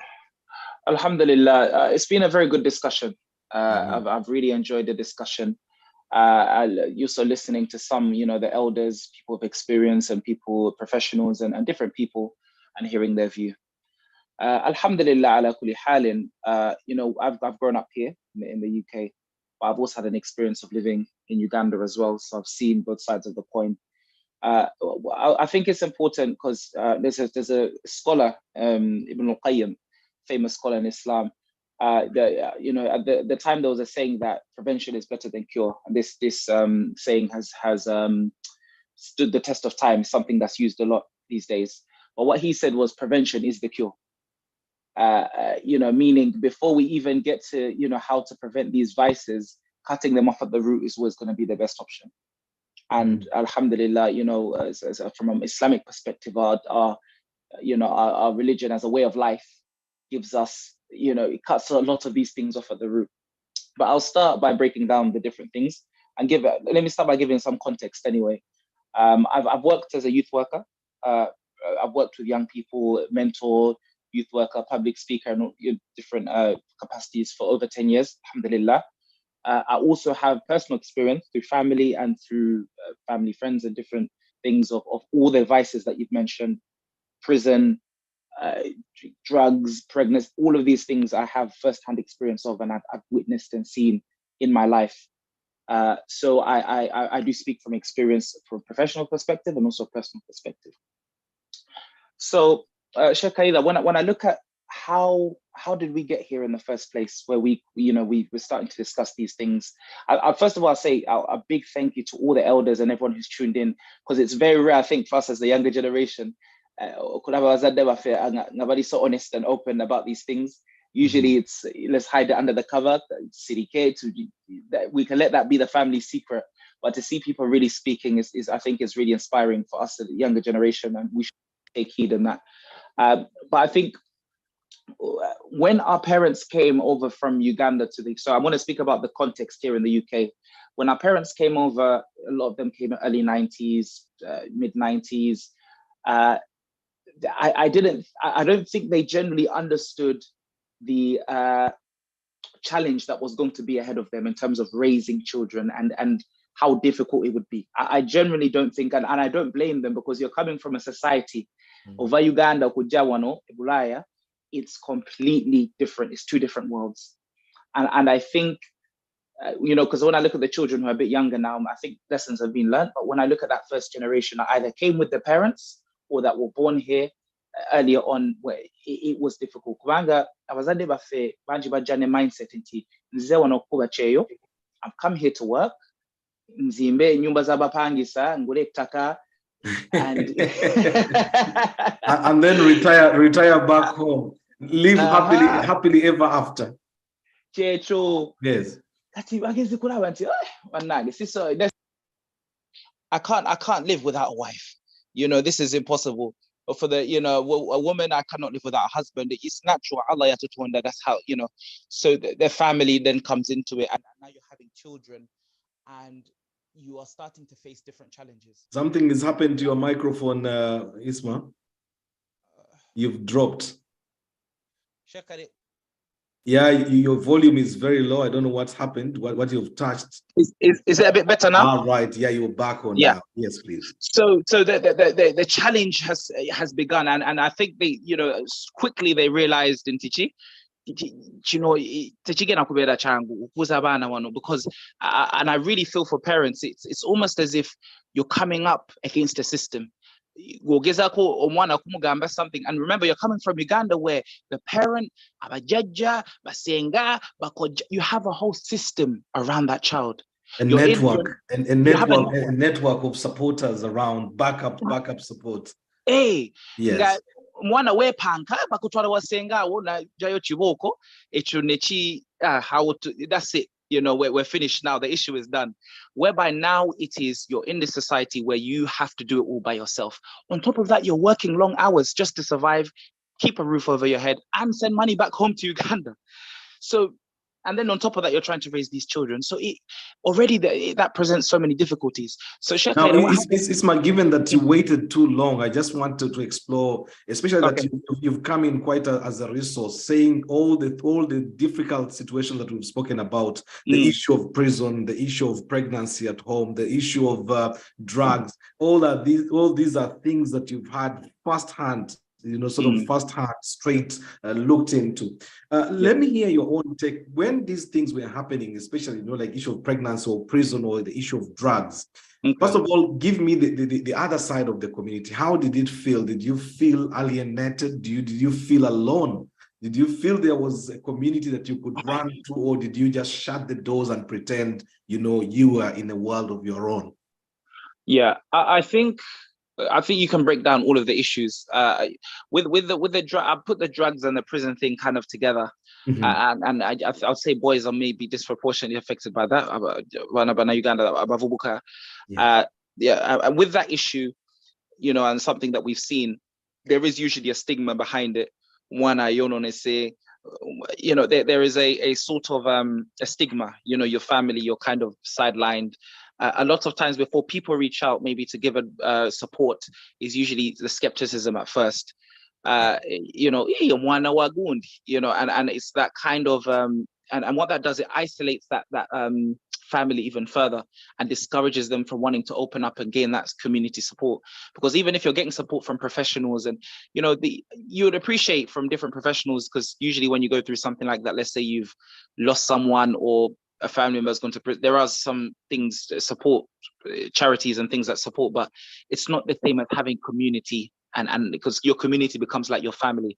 So there is that, and that's where my emphasis was tonight, because there might be support out there which is the general government support, but the bigger support actually needs to come from the community that understands you better, people that you can speak the same language, know the village where you come from, people who might be able to comfort you and say, you know, chikutu seko, but just look at it as a test, probably, you know, like, but you will overcome it. Someone would speak to you better from a perspective that you know than a person who has just, you know, who is just an outsider, who is doing their job professionally. Because professionally means they are being paid for that. It's not like this is the person who feels for what I'm going through. And we should always try to empathize. We should always try to reach out. We should always try to support each other, because that's how, you know, that's how you maintain the community. And when that person isolates themselves completely, we'll be the same people to then start saying, what's going on? But really and truly, we don't look in the mirror and say, maybe we played a part in that. Because someone said Olugambo in the chat, and that's a big reason why people don't even want to open up about their issues. And I feel like that's a whole topic within itself, Sheikh Kayira, for your podcast. But you know, that's a big reason, and that leads to people maybe isolating themselves further, not coming to the community for support. And you know, only Allah knows who else is going to be there to pick up those pieces. Usually it might not even be the right people, and we hear different stories of people maybe going down a path, but because maybe those other people were there for them and the community wasn't. So on prison and the drugs, as you're saying, did you feel supported? What was the community at? Paint a picture for us in terms of what was going on at the time. Yeah, so it was you know, a family member who was unfortunately killed. We ask Allah subhanahu wa ta'ala to have mercy on him. He was shot. Sorry. You know, and there was many circumstances surrounding his death, but alhamdulillah, I'll say for us, we had a lot of support, you know, positive support from the community. There were some things that were said by some people, but generally, alhamdulillah, we had support. People came to visit. Especially I think during that period of time when it's just happened, people come to the house, everyone comes, they make dua for you, they You know, they come to the janaza, really good numbers. I think after that, it's just everyone goes back to their to their business. Well, I think sometimes the aftercare really does make a difference. Just giving advice if you're in that position, giving that aftercare and maybe checking up at the you know, the family 3 or 4 weeks after the janazah or a few months after, because it just helps a person to know that alhamdulillah, you know, that they're still supported. But yeah, we did have a lot of community support. You know, it was quite a high profile case. We ended up going to court. It was in the newspapers. It was a very high profile case. But yeah, from a community perspective, I think it was just at that point, you know, the term Olumbe, people come, they stay for a day or two, and they give you that support. And then after that, everyone, you know, and do you blame them? You know, it's very hard in this country. People have to go back to work and things. But it's just that after, even if it's checking in messages and things like this, it does make a difference after some time. I think on the side of the pregnant, because there was also the discussion about the pregnancy side, and I have a slightly different perspective of that, Sheikh Kayira. I would say parents, we have a big responsibility to I think we have a big responsibility to play in regards to our daughters, let's say in the Ugandan Muslim, because that's my context, Ugandan Muslim community, who are getting pregnant. I feel like, Sheikh Kayira, we've made marriage such an unattainable goal. Let me give you some context. I speak to a lot of, because I'm quite active in the community, and I speak to different young people who genuinely want to get married. And Sheikh Kayira, they might not be perfect, they might not have everything that you want, but they see a girl they like who's in the community, they're speaking, which they shouldn't be, but they're doing it, they're mixing, they're speaking, and they feel, okay, let's do the halal before we fall into the haram. And this has happened once or twice, Sheikh Kayira, where they've come and they you know, they've gone to the parents and tuagala oyanjure Uganda. with all the pomp that goes with the ceremony, we need sofa set, cow. And this 24-year-old boy is absolutely, you know, broken. How can I even begin to think about doing this? And you know what happens, Sheikh Kayira, is that he ends up going and sleeping with a girl. And then the girl gets pregnant. And you know what happens after that? We're rushing to do a nikah, which might not even be Islamically valid. You know, this is not, I've not heard this once or twice or 3 times. It's been happening in our community. So if we start making the halal alternatives or the permissible alternatives easy for our children, you know, subhanAllah, they have a system where, you know, let's say you want to get married to a girl, you're in university, okay, you stay, you know, she stays at home and you work and you're married, you do the nikah. Maybe after you graduate, then we can save up and do the walima. And the father says, okay, I'm going to pay 6 months. Kati, they support the children in doing the halal. Because if we make it so easy, they create an enabling environment. Hey, if we create that enabling environment for our children to want to do the halal, then for them to go to the haram, maybe they'll do it. Maybe Allah knows best, because people are always going to do it. Nahinga fetuba wadde foundation. If you want to do halal, you can come and speak to me. Let's sort this out. I will support you financially. I will invest in this project, and we will do this, and we will stand together. And we're not going to worry about what people are going to think. Going back to the same thing, Orugambo. What are the community going to say when they hear my 21-year-old girl is in university and she did a nikah, you know, with a boy who's not established, you know, and what the risk of this, Sheikh Kayira, if we're not making these alternatives easier, is that the pregnancy is going to come now, and when the pregnancy comes, we're going to start panicking. So both ways you are doomed. If you do, you are doomed. If you don't, you're doomed. You can't win both ways with. So what can we do though as a community, Ismail, while going to Issa now, who has been waiting long? Okay. And Zamu came on and then she disappeared. I don't know where she dropped off the line, but I'll offer something in way of a solution, because I think we've given a lot of context and we've laid out the issue. Absolutely. And you've been doing it throughout the whole show. Yes. I think with the gangs and the drugs and things, I think it's about offering support. It's about You know, our children, let's say you have a young boy, once he gets, because we've got a big issue with Sheikh in the community, and about complaining anti, sorry, I was at the complaining to Balenzi.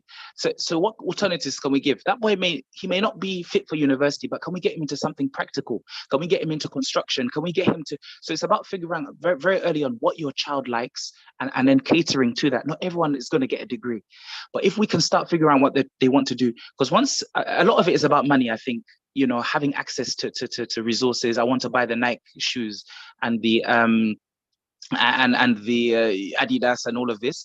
But if we can, whilst they're still young, start encouraging them and showing them and putting those values that, you know, you don't get things for free, you have to work. Even as young as 11, 10, pocket money, not just giving them what they think, no, they do certain jobs at home, you know, so they say, oh, so when I do my jobs, I get my allowance.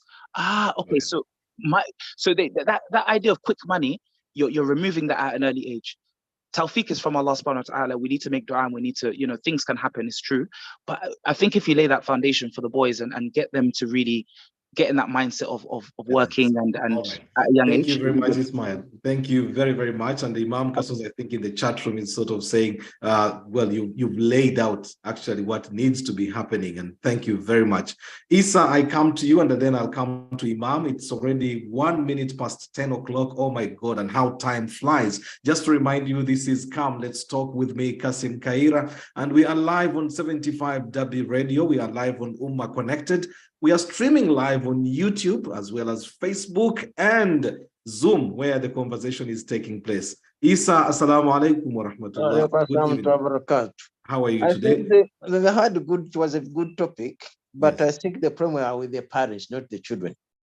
The problem is with the parents. With the parents. What about the parents? That's what I'm going to do to analyze and what has been going on. For me, when I look at the picture, I say, if I look back 30 years, when I was a teenager, how was I behaving?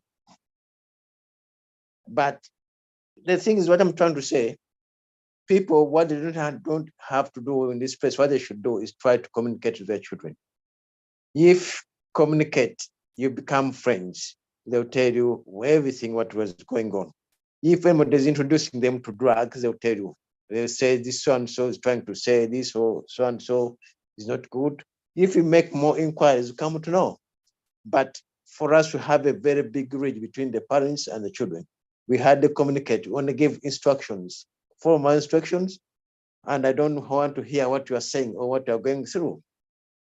I've been talking about pregnancy, whatever it is. Yeah, it is an issue which has been going on for ages. It depends on where you are. If you are poor, you are exposed. And they know everything because you can't hide. But most of those guys who are so rich, their children, they became pregnant, they took them to doctors and did abortion. That was in Uganda. There was so many doctors that we are doing that work for the rich ones. For the poor ones, they became the victims. But I wouldn't say that it's just a normal phenomenon or it is normal practice, but that's the way of life. We have been talking about children in this place. You have no say about these children. If at all they are pregnant, they talk to their nurse. The nurse will accompany them to the hospital and they do the abortion. And then tomorrow you get a sick note that your child is be staying at home, blah, blah, blah. They won't go into details because they are free to do that. But the thing is, what you have to do is to communicate with the children. But for us, we want to say, it is a belief that my children are good, the neighbor's children are bad. Yet they're they're the same. We try to protect ours and put the blame on the others. But Isa, when you consider the fact that the amount of pressure, I think that has been mentioned severally, the amount of pressure that is put upon us, like an economy that is so difficult, you have to put food on the table, you are paying bills left, right, and center. And parenting, being required to parent, not only parenting your children, but also building a home with your wife. Yeah, but that's too much to take on. Are we? You have to. For the thing is, you have to job share parenthood. If you are doing a night shift, your wife has to be at home. If your wife is a nurse, you have to work around her schedule, and vice versa. Now you have lived in this country for quite a long time, and you have seen the community beginning to build. And actually, we credit you with the very foundations upon which UMC as an organization, was built as its first chairperson. In terms of community support, because I think what has become apparent in tonight's conversation is lack of adequate community support in situations where parents, for example, find themselves, or even children, young people, find themselves, in difficulty. They've gone to prison. The support to the families, they've come out of prison being reintegrated into the community. There's too much Rugambas was put on by one person in the chat room. There is too much Rugamba, which now makes it so difficult to even work on rehabilitation or even reintegration. No, Rugamba. That's the nature. They do. That's Rugamba. Or they want to hear the Rugambos. But the thing is, you have to have the community. You have to get people of the same mentality and share all the problems. For example, remember when you're here, when drugs were become an issue, we used to have those drug sessions whereby children were told of the nature of the drugs, the consequences. Gate officers talk those in details. We used to have workshops whereby children were told the danger, the positive and the negative. What's happening though now today? How come nowadays all those things, because the families are becoming, the community is becoming so disorganized. They want to, for example, nowadays, if they hear anybody that is speaking Uganda, they want to avoid or not talk to him. In those days, if you hear someone speaking Uganda, you try to befriend him, and no, because we are very few in this area. So we used to have a strong community whereby we used to do parenting. If you are working in a shift, your child could go at your friend's home for a night, if possible. People of the same, used to much of it was more into where you come from. Or if you're from the same schools, you used to interact and it become the family network whereby you have to be around. What's the way forward? How do we move on? How do we get ourselves to where? Because the community that you had that time was a very small community. As the community expands and grows, there are dynamics that come into play. In a word, what do you think we should do? So then I go to Imam the next. Because the thing is, we should get out of this culture of blaming. If anything happens, it becomes a community issue, not backbite. We used to say, how are we going to solve this problem? If there was drugs, if anybody has been, say, a child has been off the road, has been rushing with the law, we used to talk to them. It was not a personal issue, it was a community issue. We used to have to talk, how can we do this? What are ways supporting those families that were in trouble? But nowadays, if anything goes, they just want to be isolated, not to come near them. They say that that's a bad family. And that's where we are going. But we have to have the network whereby if anybody is in trouble or the family is in trouble, let it be part of the family, talk to them, see where they've gone wrong, and give them support. Barakallahu fikum. Thank you very much, Isa, and thank you for your patience as well waiting. Imam, I come to you as we get closer and closer towards wrapping up, but I'd like to hear from some newbies on the show. Regina had promised I would come to you, and so is Tabitha. I'll be coming to you off the back of Imam. Imam, go ahead, please. Assalamu alaikum wa rahmatullahi wa barakatuh, Sheikh Wa alaikum salam. Oh, Imam Bukenya, I wouldn't know. I was just seeing Imam. I was thinking it is Imam. Yes, good to hear from you. How is Maryland? Wallahi, Maryland, alhamdulillah. We have some rain, cold, snowy. Yes. Yeah, temperatures are okay though, alhamdulillah. We had a very deceptive sunshine here in the UK where you could see the sun and you feel the warmth just by looking at the sun. But deep down, it was absolutely cold, chilly to the bone. Yes, go ahead, please. How do we deal with the situation? Well, first of all, your own take on the conversation tonight so far.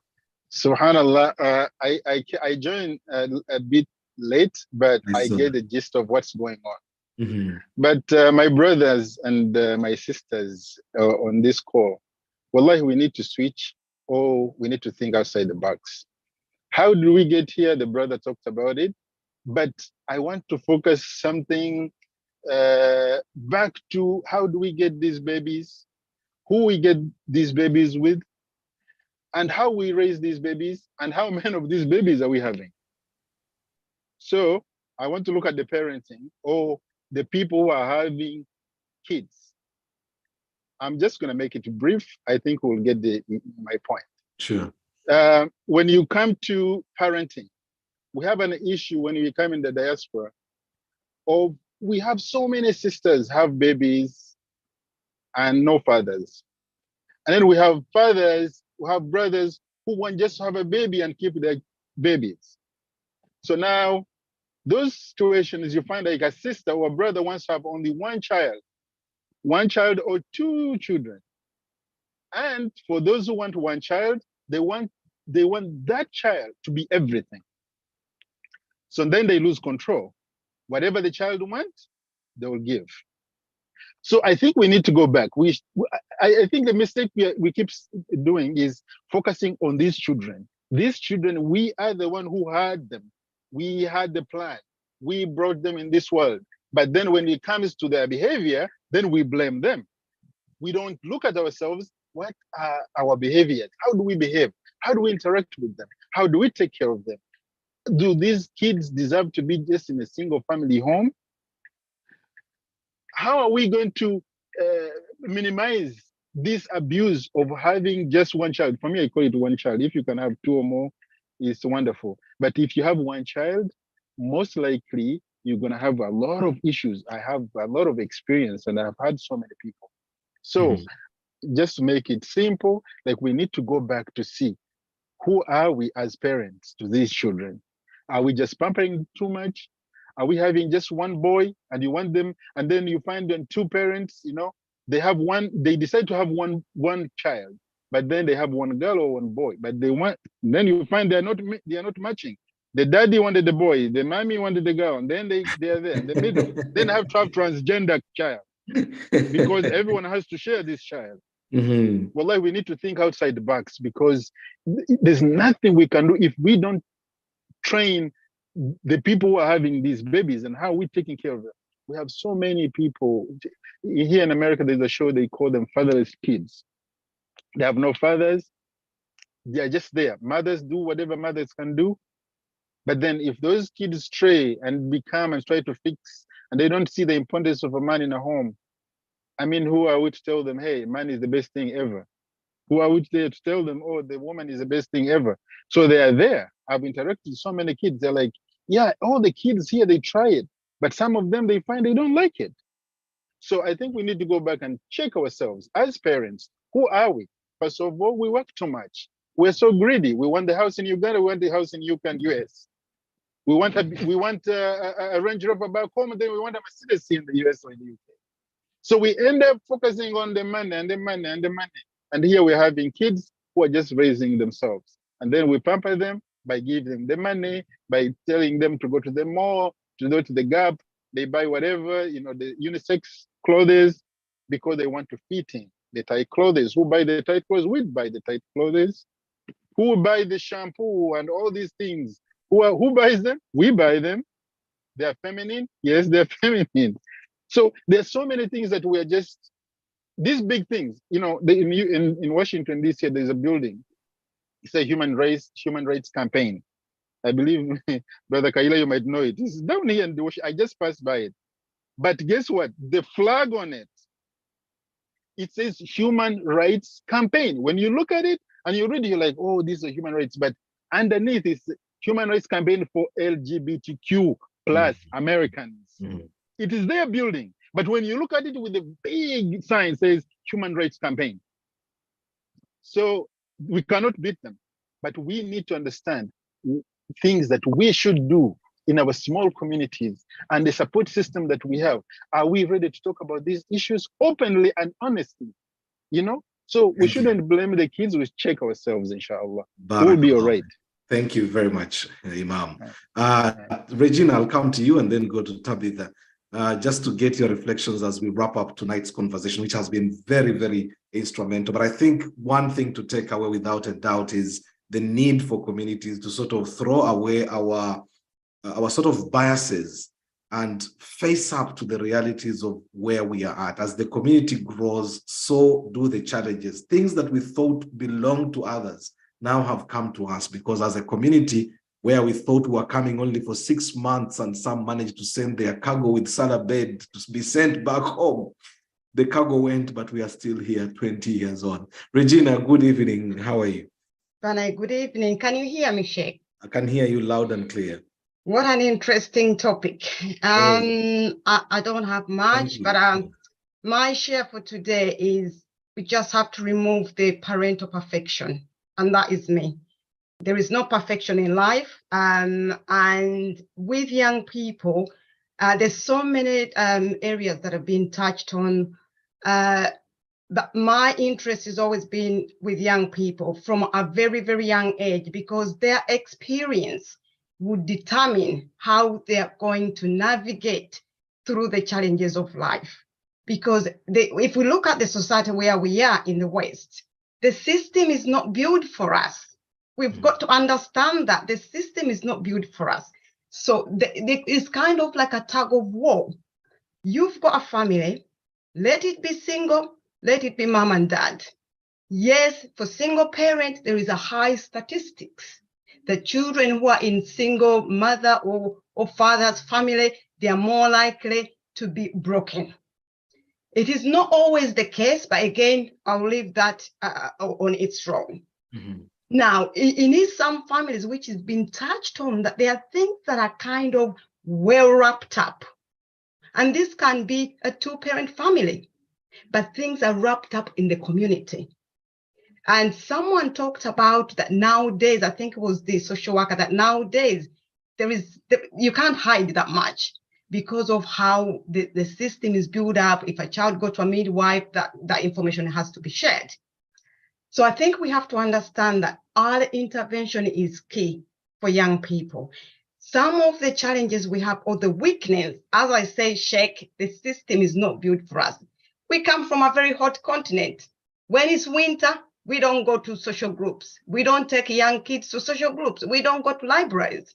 If you look at areas like Hackney, back in the days where majority of local people were Black, Africans, or whatever it is, you go to children's centers, it's majority of people are the white people. And these are people who are top classes. If you look at the social classes, the people you think that they will not come to children's center to go to the library to read books, to go to stand play groups, they actually access those groups more than we do. So until when we identify those social issues, it's not going to take all our problems. But if we start to access those little things as early as possible. Another issue we have, diet is very, very linked with behavior. We have young people, we are feeding our children with all sorts of things. We're giving them sweets. When these young people, food, chicken wings. Yes, Sheikh. How many times do we go to school in the morning, take children to school, and you see young children on the street? They are coming from Iceland, because Iceland opens 7 o'clock. They've got bread, eating bread, going to school. So now we are kind of, you see, somebody talked about the issues. Until when you are sitting in it, when they're young, we think it's not going to touch us. It's not my problem. I'll tell them to sit down, they'll sit down. But it is a learned behavior. These are learned behaviors. So we need to get young children in early intervention as much as we possibly can to enhance social interactions. And we need to create a room for reflection when things go wrong or when they go right. When they do something wrong, we need them to understand that, look, they are not perfect. They are going to make mistakes. But when they make those mistakes, are we around to go through the reflective session with them? Don't give them the solution. Ask them, what happened? Why do you think it happened? How did that make you feel? If that happens again, what do you think? How would you address it? Because by doing so, Sheikh, you are preparing the young person with the mind that if somebody gives them a sweet, well, you're not going to be there all the time with them. Will they be able to go through that process? Back to you, Sheikh. Fantastic. Thank you very much, Regina. Straight to the word and with a very big solution on the way forward, as in terms of where we might find ourselves going. Thank you very much, Regina. Tabitha, I come to you and then I'll go to Baker and we conclude the program. Thank you very much for staying on this long. Actually, we've sort of dragged it, but it's the interest in it that actually makes it difficult to sort of go away from. Tabitha, I come to you. Just a word on in terms of where we go. We are trying to find way forward. One way, according to Regina, is, well, beginning to empower these children, hearing of solutions that are developed together, but mainly coming from them and trying to sort of correct where we have failed. What do you think should be happening, at least at a community level? Because we complain a lot about Lugambo, about people talking and so on, but where do we start? Because I think it has to start with the individual. It comes to you, the person, to sort of determine, you know, what you can do in your own small way to contribute to the bigger direction that we want to take. Where should we be going as a community now that we are growing? Tabitha, are you in a position to speak? All right, I'll come to Tabitha is here. Yes, hello Tabitha, good evening. Hello, good evening. Thank you for the chance. Yes. I've been listening and I've got some message here. Mm-hmm. I know we've got positive feedback and we've got negative things as well. It all goes back to the parents. Right. But I've got a 15-year-old who is in school. Mm-hmm. And he's into sports as well. And it looks like the battle is very hard to actually either believe or you actually don't believe. Mm-hmm. I've been called quite a few times at school, and the school have put it the right way. Oh, we think actually your son is in a wrong group. Right. I've gone to school, I've interviewed myself. I'm very active with the school, and I'm very friendly with the teachers. So anything happens at school, they get to tell me, and I get quickly what is happening.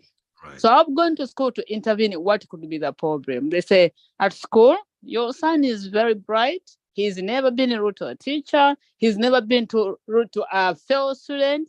He's well behaved. But the problem is a social group.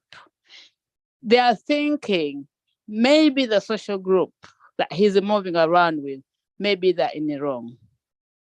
So I've said, okay, so can you help me and tell me this social group? Because myself, when I look at my own son, like you said, you have to have a trust. You need to talk, you have to be on the same level.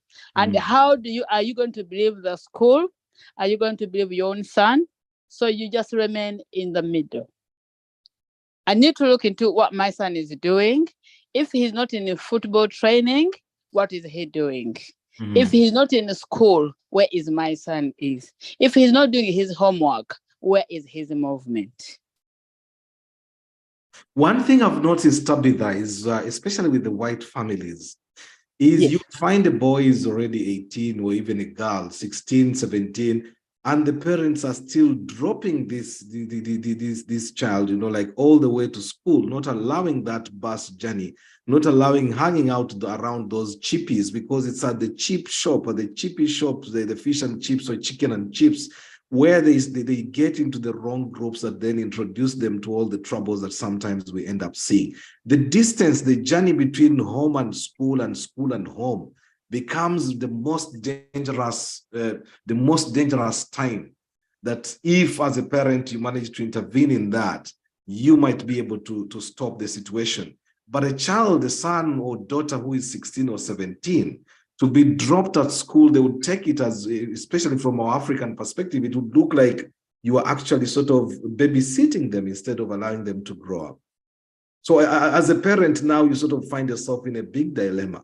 Do you stick to the point of saying, I have to drop them so that I break this particular gap that might be the source of a problem? Or do I allow them to grow and see what the world is, sort of become strong, so get streetwise? I don't drop them. I don't drop my children to school. They take themselves. Right. I don't pick them from school. They come home by themselves. I know what time they'll get from school. If the school is literally the school is 10 minutes away, and I expect what time they will still get home. If they finish 4 o'clock, I should expect what time. If they're going to go around, hanging around, I should expect them what time they should be home. 3 days, he's going straight from school, straight to his training, and he's back together. The 2 days he's not in training, he's either in homework club, and he's coming straight. Friday, he will go, oh, Mom, I'm out with my friends and so on. What time are you back? He's finishing 3 o'clock. By 5, 6, he's at home. Weekends, it's a weekend of sports. So he's got actually no time for the social groups and so on. So that makes me get confused. Do you Should get I believe any my only time? son? Should I believe Yes. the school? So myself, for my only concern, I said, okay, if they say maybe he's in a wrong group and so on, according to the school, they're saying it's the community coming forward. I'm not going to say no or yes. Sometimes when you're told, you have to actually act, because you never know, you're not moving with the children all the time. And you never know, he's innocent. He will be in a group thinking he's in a good group. So when actually, you never know what is really happening out. So I contacted the social services. I explained to them the situation, what the school has said, and so on.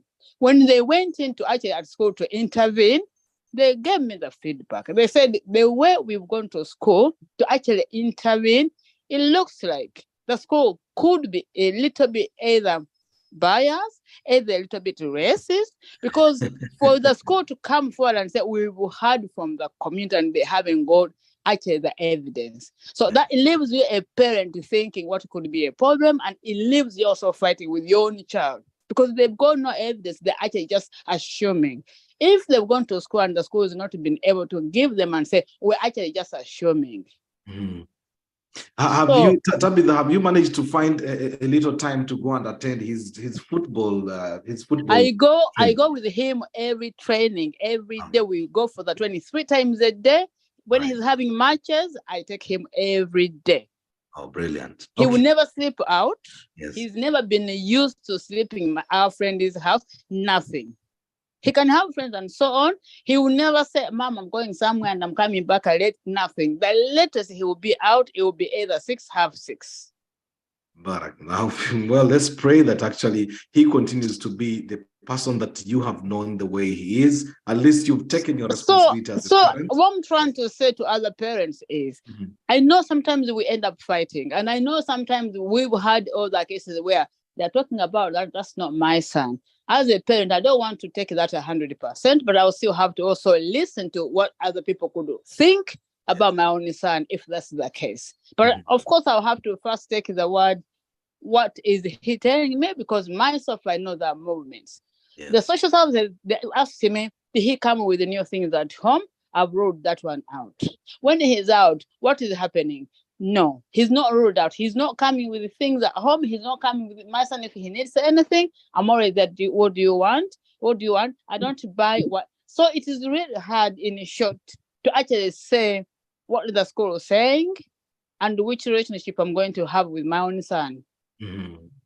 Well, thank you very much, Tabitha. Much, much, much appreciated. First time on the program and quite detailed in your response and presentation there. Rehma Mawia says the way things are, it might be safe to just drop the kids no matter the age. That is the gap between school, and you'll find quite often that's where most of the problems really begin.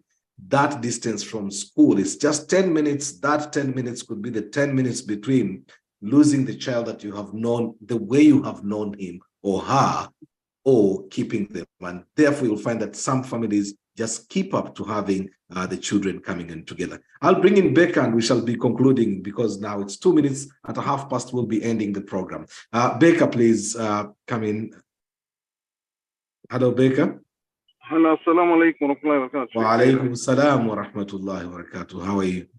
Alhamdulillah. Thank you very much for this wonderful and amazing topic discussion. It's interesting. It's nice to see so many people willing to discuss and partake in such discussions. It's nice. But one time I invited someone to my show and he was like, the problem is we talk and talk and talk, but how many of these people that tune in, or even how many people are willing to act upon what's been discussed? We might talk and talk and talk, but then how much are we putting into act regards to what we've heard today and all the previous shows? You know, and right now, actually, in my office, well, within the community, I have a couple incidents. Within the past 2 weeks, we've had 3 stabbings, we've had a sexual harassment, and we've also had a bullying incident in school.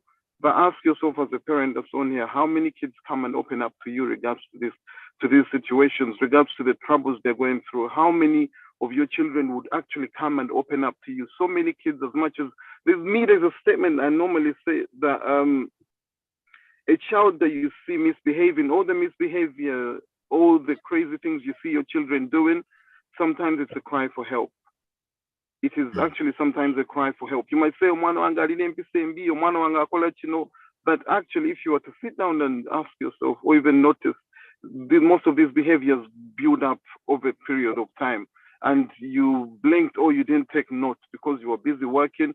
Yes, you can work, but then sometimes you should notice the behavior change within your children.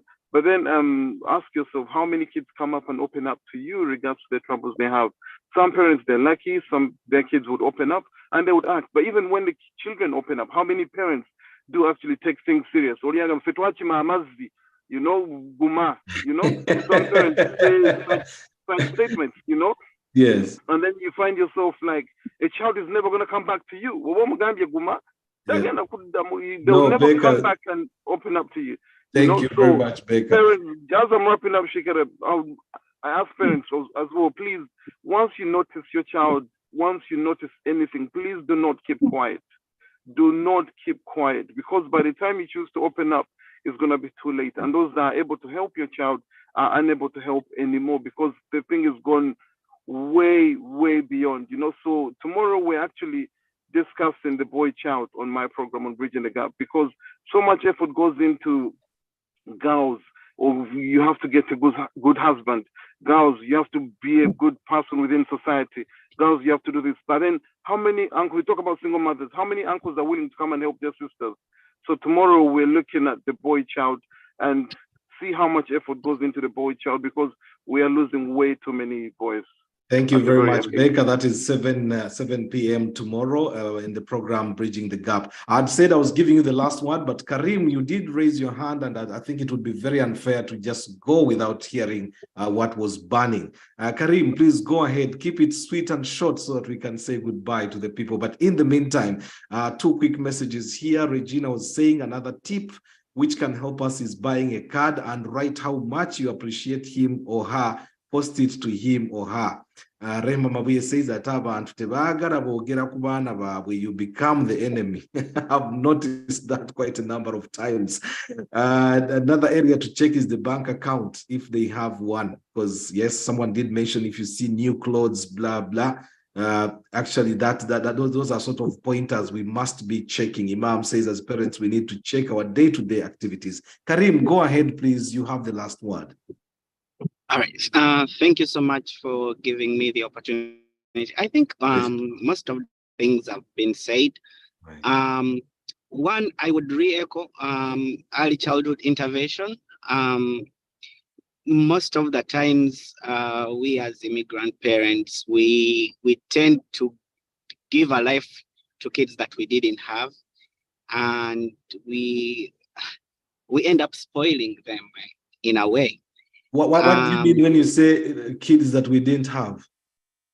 Things that we did not have, like you. Right. Instead of having other extracurricular activities to do, or reading a book, the kids would have iPads and they would play until midnight. I mean, if a child doesn't have a routine starting at a young age, it is going to be very hard for you to manage them when they hit teenage, or, you know, because it is already gone. Yes. So what I'm saying is there is need for us as a community to have these hard conversations, and I'm happy that we have such a platform where, you know, we can all share. The burden had been left to you sheikhs to talk to us during, you know, in the mosque. But right now we have this opportunity to talk about this. The second thing is we have decided that we are going to live in these countries and we are here for a long haul. So we need to be part of the communities where we come from, where we are living. So if you're in London, or if you're here in America, try to identify the community where you live. what activities are there? How can we as parents, as African parents, be part of the services that, are being offered? We can talk about things like behavioral health. Most people it might be hard for them to go and talk to a stranger. But if we start such things within our community to help our communities, I think for a long term, things will change. We need to find seats on table, on school boards, on PTAs, because that's where you're going to get first-hand information on what's going on in the community. And if we have, let me say, give an example of you, Sheikh, if you're on a school board and you're on advice that is going on, you're going to be the first person that is going to come back to the community.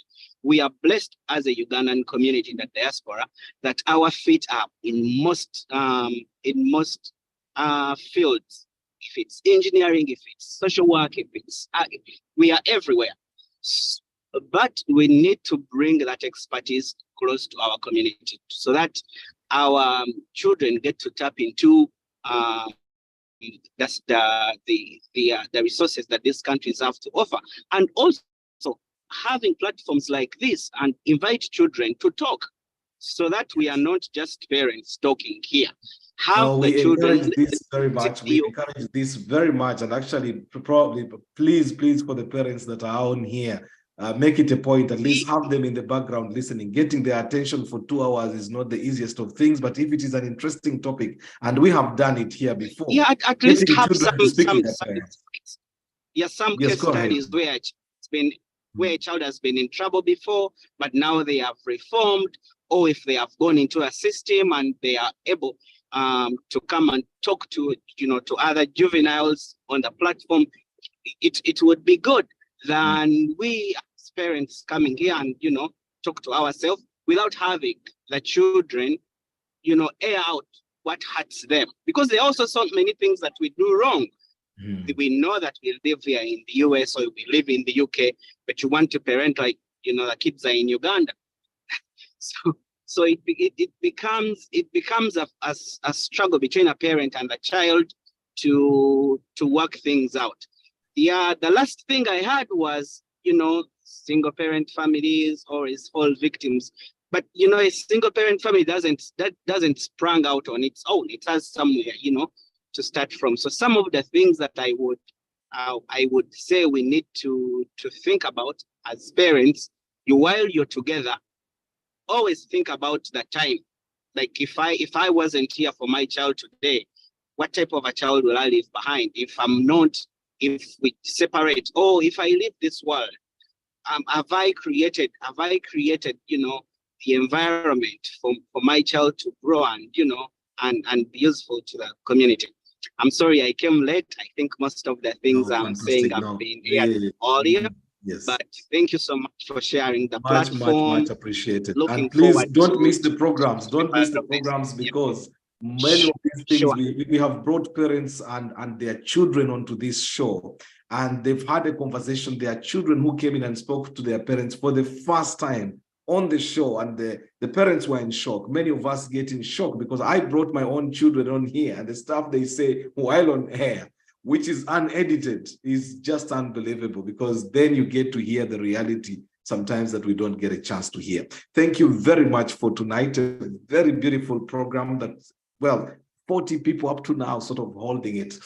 The program is Come Let's Talk with me, Kassim Kayira. You've been a very, very good audience. I hope that inshallah next week we should be able to do it again. Please don't miss 8 o'clock, and then we shall be able to pick up the pieces. Thanks to Imam Salim Entebbe, who came in a bit late, but thank you for being there. Hajat Sarah, Becca, Hafsa, Abu Mariam, Imam, Karim, iPhone, I think that would be Officer Dennis, Nuh, Sula Moses, Aida, Zenambega in the US, Mariam, NK, Sham, Catherine, Sali, Ryan, Isa Makumbi as usual, Sarah Nansukusa, Hajat, Jajja Munira, Catherine, Imam Kasozi, who's in Kampala, where it's very, very late, Rehma Mabuya, Regina, Musa Rugemwal, Haj, Habiba, Tabitha, Haj Kassim, and Haj Sarah Semakura, and Isma in the technical department with Hafsa there in Baltimore. Thank you very much. Have a very good night. Hope to see you next week.